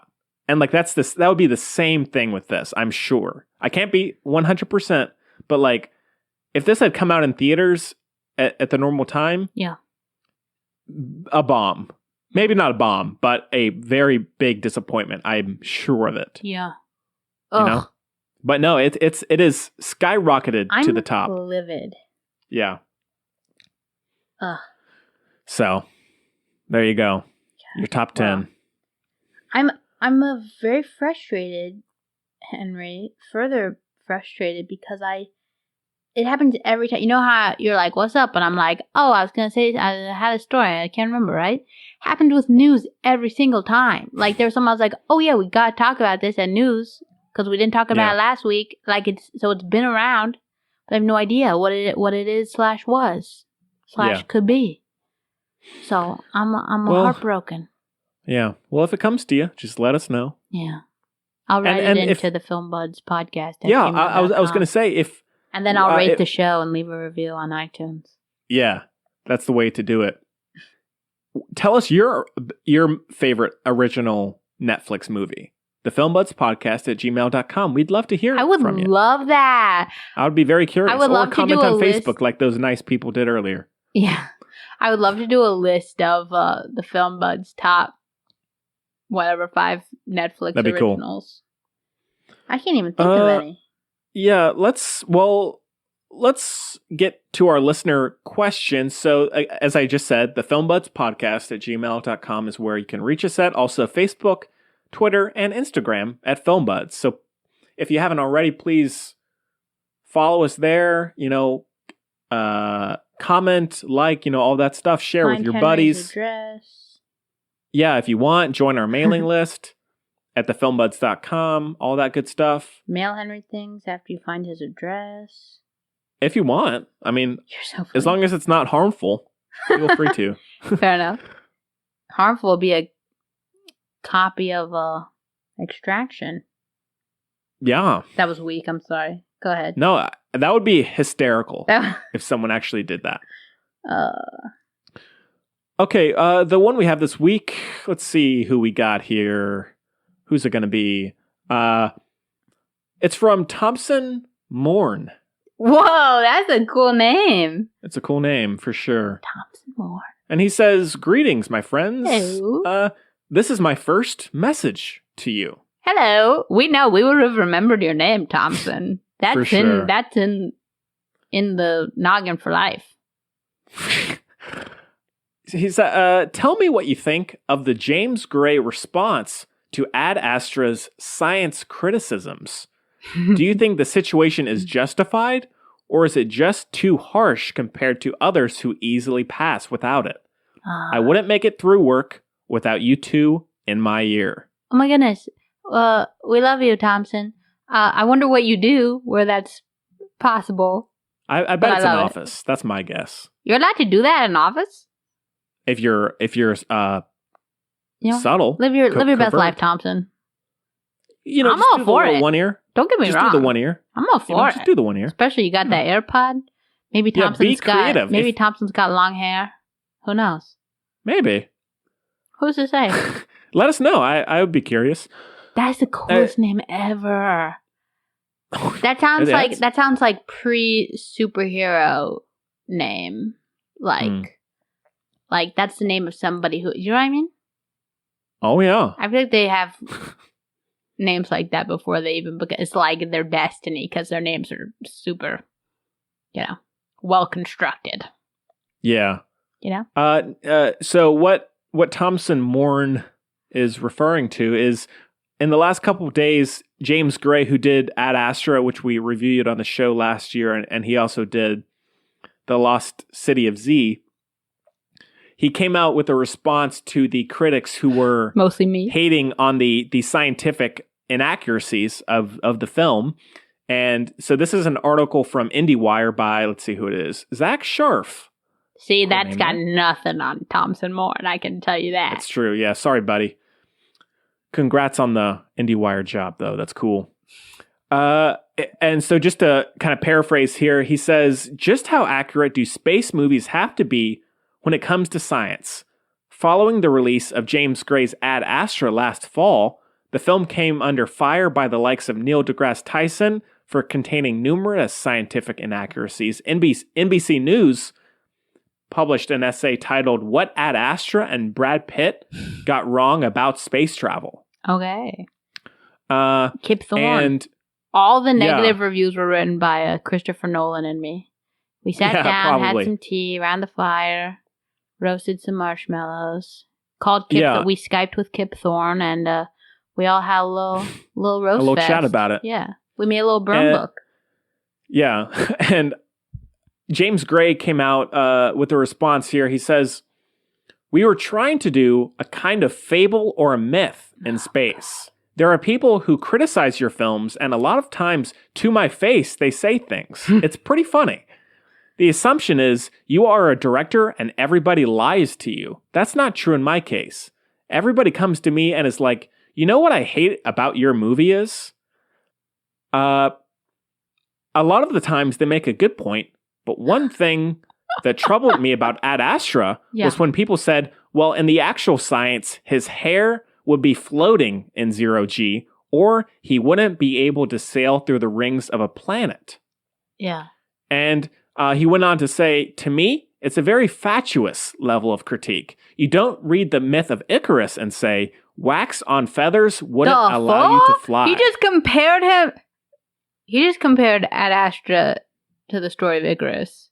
Yes. That, first of all, is wild to me. Yeah. And I guess that's about it. Everything else is just, whatever. Also, they're totally different. You're talking about, this is what I say, just make an alternate reality. And I know he kind of did because everything was more futuristic. Like, I wouldn't get on the hair stuff and everything like that. Like, who knows? Yeah. Maybe they got some astronaut, hair gel in a few years. Like, that kind of thing doesn't bother me.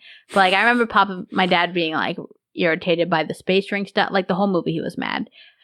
But, like, it's again. Yeah, none of us were really fans of it. Spoiler. Oh, hated it. Because now that's the other thing. If the story was incredible, I mean, look at Star Wars, okay? If the story, I don't even like Star Wars, but you take my point. Like, if the story captivates people, forms an emotional attachment, whatever, then fine, okay? calling Ad Astra similar to Icarus. Well, he's just comparing them as myths, not the level of. But that's what it takes. It's like they say like in writing you have to earn a death.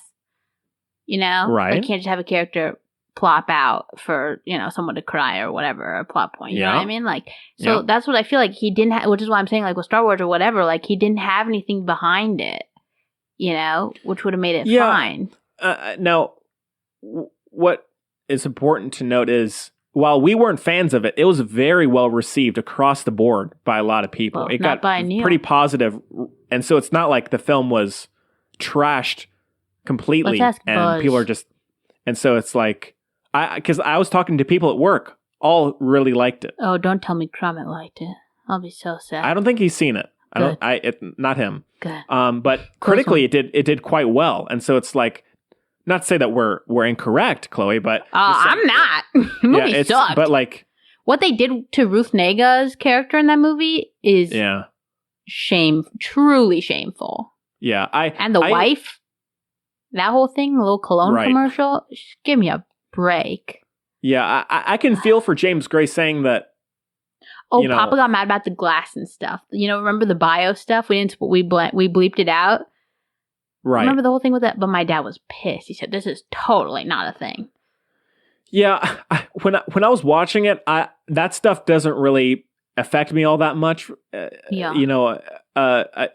can't think of many sci-fi films that does. I mean, I love Gravity. It's ridiculous, but I don't have an issue with the science of it, and that wasn't at all an issue for me personally. It really bothers me. I just feel like they haven't earned it, especially something because it's like we were talking about, like if you're drawing from other people's stories, like it's not yours, right? You better do it service. Like we're talking about versions of Sweeney Todd last episode, whatever, that kind of thing, right? Just like you have to live up to the standard kind of thing, like pay it its dues kind of, right? And I think that's true with nature and the majesty of Earth, okay, David Attenborough? Like, I think it's crazy to take it and be like, oh yeah, I want this little story. Just make it a different universe, okay? Don't call it the moon, call it the freaking, I don't know, Glurbergook, okay? That's a good one. You know what but you know what I mean?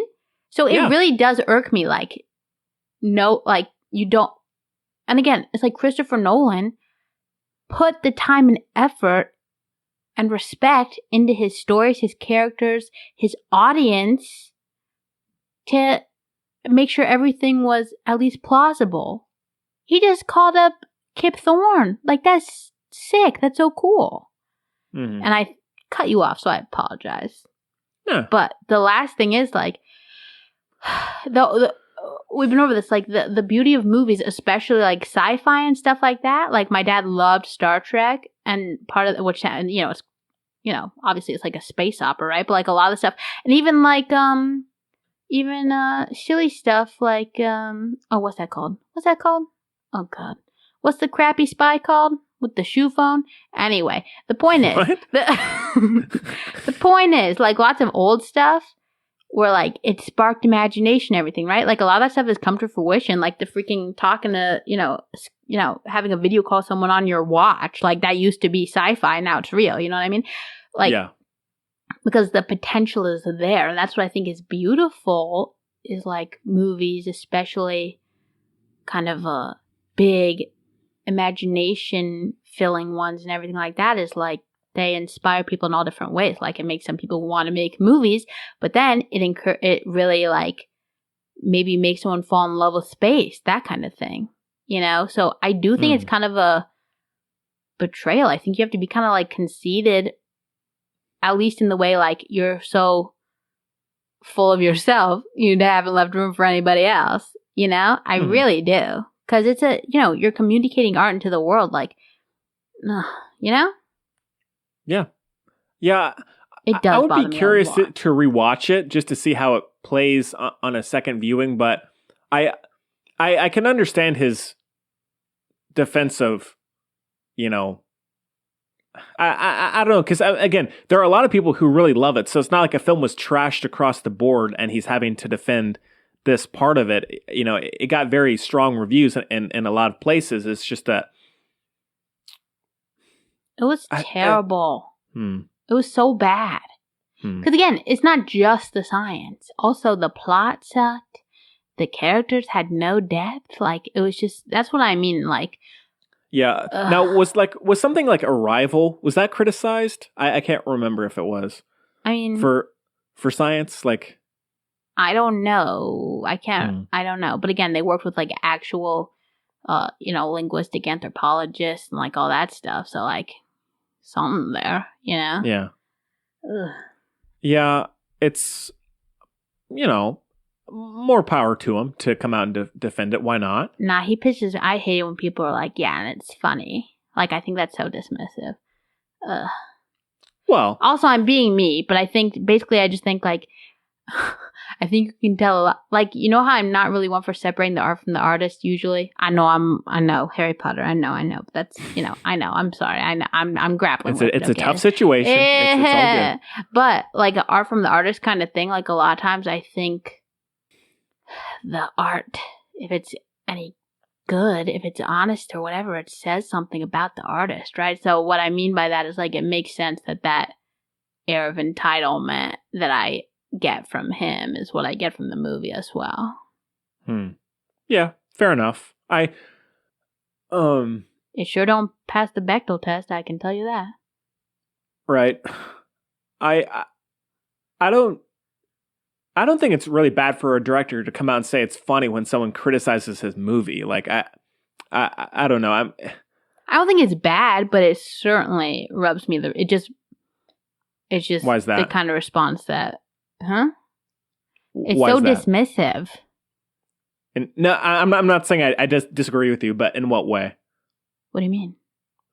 Calling Like, criticisms funny is a dismissive thing to. Well, they can be. I mean, if someone just says your movie, sucks. I mean, I'm not gonna if someone says if someone lays down the groundwork for it, sure, which they did. That's not really. A lot of people did, down to the freaking hair. Oh no, I'm not saying that, but like if that's all they say. I know, but like Neil who deGrasse cares? Tyson did. Like that's Yeah. like. Oh, I'm not saying he's justified. I mean, in terms of who would know better, sure. I just think it's obnoxious. That's what I'm saying. Like I thought the movie was obnoxious, so it just like adds up. Like we probably won't get along. He'd probably hate me, So I'm okay with that. You know what I mean? Sure. Yeah. Mm-hmm. I agree that if you're taking criticisms, yeah, or I mean, not to say that it's totally the same thing, but like someone like David Ayer defending Suicide Squad, like someone that comes out and someone, while there are a lot of issues with that movie, someone just hating on it beyond belief, just saying it's the worst superhero film ever made and all these things. But clearly there's a lot going on underneath because there are so many changes made to that movie and him having to just deal with it. Now, again, with Ad Astra, that seems like it's his vision and it's not like there was huge changes made and he's having to deal with it. But like, I can understand a director trying to brush off certain criticisms, but yeah, but do it with grace. Dang, you're a freaking director. You're like living the life. Hush. Yeah. Hush. And the whole thing, I'm not kidding. This is also very specific, and I feel like I do this a lot, but I have always loved the story of Icarus. It's been like my thing. Like, we have had a time together. Like, okay, I'm here for the labyrinth. I'm loving it all, And so it's just like so obnoxious to compare the two. Like, yeah, that's a timeless cautionary tale that communicates to every single human about the human condition. Like, okay, Ad Astra is about a man with daddy issues who's mean to his wife. One's ever so slightly more relatable than the other. Sure.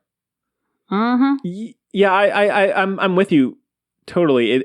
The last thing I'll say is also, bruh, you're talking about, I don't know if you made the connection because it's like going into space, like flight, like, trying to get to the sun and everything, trying to fly and everything like that, right? Yeah. Exploration, whatever. Bruh, there is a centaur in that story. What life are you living? Yeah. With your little apes? in space, okay?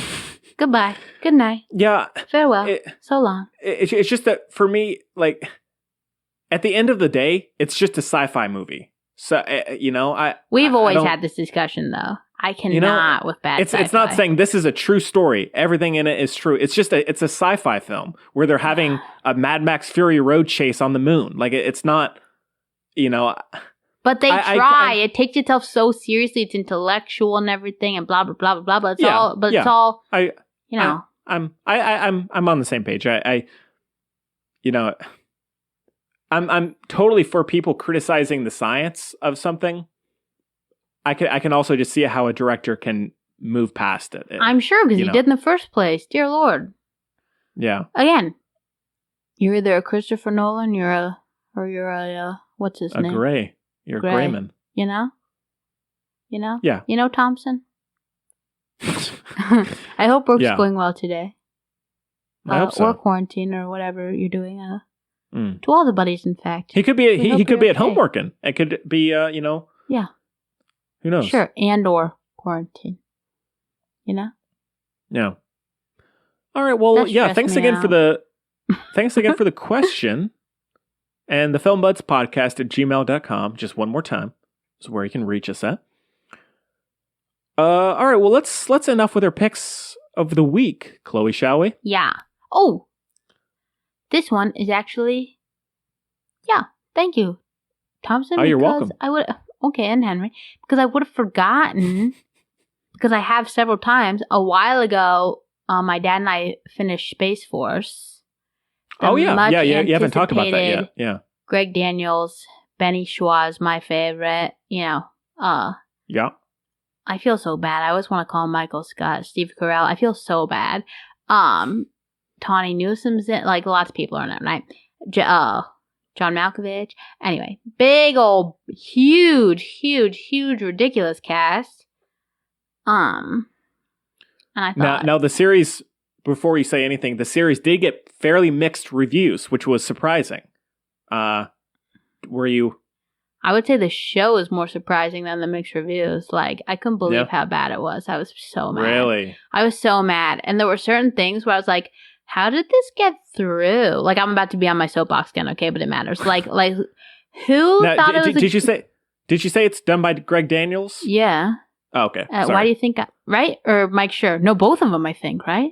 Oh, really? Oh, okay. crap. I can't remember. It's one of I wasn't sure. Yes. It's one of the goats. Thank you. Or both of them. I can't remember. But, yeah, it was like everything about this should have been good, right? Like, they were basically gifted by the grace of this post-apocalyptic, god-awful, but hey, there's always hope. Present. Future can always be brighter. Right, everyone? Yeah. But, the stupidest thing that's ever been thought of, right? Like the Space Force, one idiot. So stupid. But that was like given to them, right? And they're like, okay, let's run with this. But they didn't even with the satire, they didn't do much. Like, they only went there halfway. Like, the first lady should have had an accent or something. Like, they only went halfway with everything, which kind of made me mad. It's like, because they had like a literal. Oh God, I'm about to be on my soapbox real quick. Not even a soapbox. This is like therapy corner, okay? We progressives get punched and punched and punched, and nobody cares, okay? They had literally someone doing an impression of AOC, straight up, clearly, right? Mm-hmm. And then they don't even make fun of Trump. It's like, okay, this is irritating, right? So anyway, yeah, I'm just like, if you're gonna do it, you better do it, okay? But also, some of the, I guess, which speaks to it, it just felt like really like lazy, almost like complacent. That's what I got from it. I mean, from what the clips I've seen of it, because everyone is so famous and classically funny and like all that. Like, I don't know if it was complacent because, again, it really bothered me. There were a few things actually where I was literally like to my dad, I was like, how did this? Like, I want to stop. I was like, how is this okay? Like, right? Like, for example, like Lisa Kudrow's character is in jail. Like, we don't know why, right? First of all, there aren't any other white inmates. They're like all, black and brown, everything, right? But Right. also, who thought it was acceptable for her to be given cornrows? Like, someone tell me. Okay? That's repugnant, right? Like, that's not funny. That's super, super messed up. You know? So, that kind of thing. It's like, which, it's not even clever, Stupid, Stereotypes are lazy AF, If you're gonna make fun of me for being Jewish, at least better think of something innovative, Right. Say that, Yeah, so... say that my breath smells disappointment. bad because of all the latkes I'm eating or something like that. You know what I mean? Mm-hmm. Nothing about the schnoz. So that was irritating. And the plot, like, you have, so much to work with. And I know, like, I didn't write it, sure. But, like, with that, so much to work with, right? But, like, what they did was so stupid. Like, it wasn't funny. It wasn't clever. Like, just dumb. That's too bad. Yeah. And literally they called it Space Force. Like, if you're gonna do satire, freaking do satire. Yeah. It was really bad. It was really, really, really bad. And my dad liked it more than I did, but I think, again, that's just because he's kind of sweet. Don't waste your time with it, Henry. Do you know how sad I was? Benny Schwa's in it. Oh, and I still hated it. I bet. God. Okay. I'll chime in here. I watched, as I told Chloe, I watched 7,500, the new episodes of Columbo. Yeah. Well, yeah. You're not wrong. The new Amazon original Joseph Gordon-Levitt thriller. You told me? And this is... God, I'm the worst. Oh, you did tell me. I didn't realize that was it. I just knew the name. Okay. And this is a single location hijack thriller. We have enough of that right now. Joseph Gordon-Levitt is a young pilot, commercial airline pilot. And they, get going on their flight. Everything is peachy keen, going fine. Peachy Keen, that'd be a good drag name. It's not bad. Henry, that should be your drag name if you ever so choose to take up the art. Unless it's probably taken. Like, that's a really good one. Well, we'll do some digging. Okay. And the flight's going fine. A-okay. He's getting a sandwich. They're ordering their food. Meat or fish. Then sandwich? Suddenly... Yeah, they got sandwiches. I've never gotten maybe. Oh, yeah. I mean, they're not great. I don't eat on airplanes. They are available. Oh, my God. And can you hear then that? all of a sudden, hijackers. No, stop. All right? Stop. Okay. My dad is water. He planted a crap ton of fig trees just because, it suited him. And so he was watering with the hose. But I don't know if he was being him or being funny or being whatever, but he was like spraying the window to my right. So didn't know if you could hear that. I couldn't. And he thought I was saying stop, like with my hand, but obviously he thought I was waving. So classic. That's funnier than Space Force. Yeah. Anyways, the hijackers who were passengers on the plane, they suddenly try to take over, try to get into the. They take advantage of the sandwich. What? Delivery. I'm back in. Because normally the door is locked right when the flight starts, so that way it can prevent people coming in. But they're like, let's watch for that sandwich delivery. Let's it's keep like a an eye out. layover?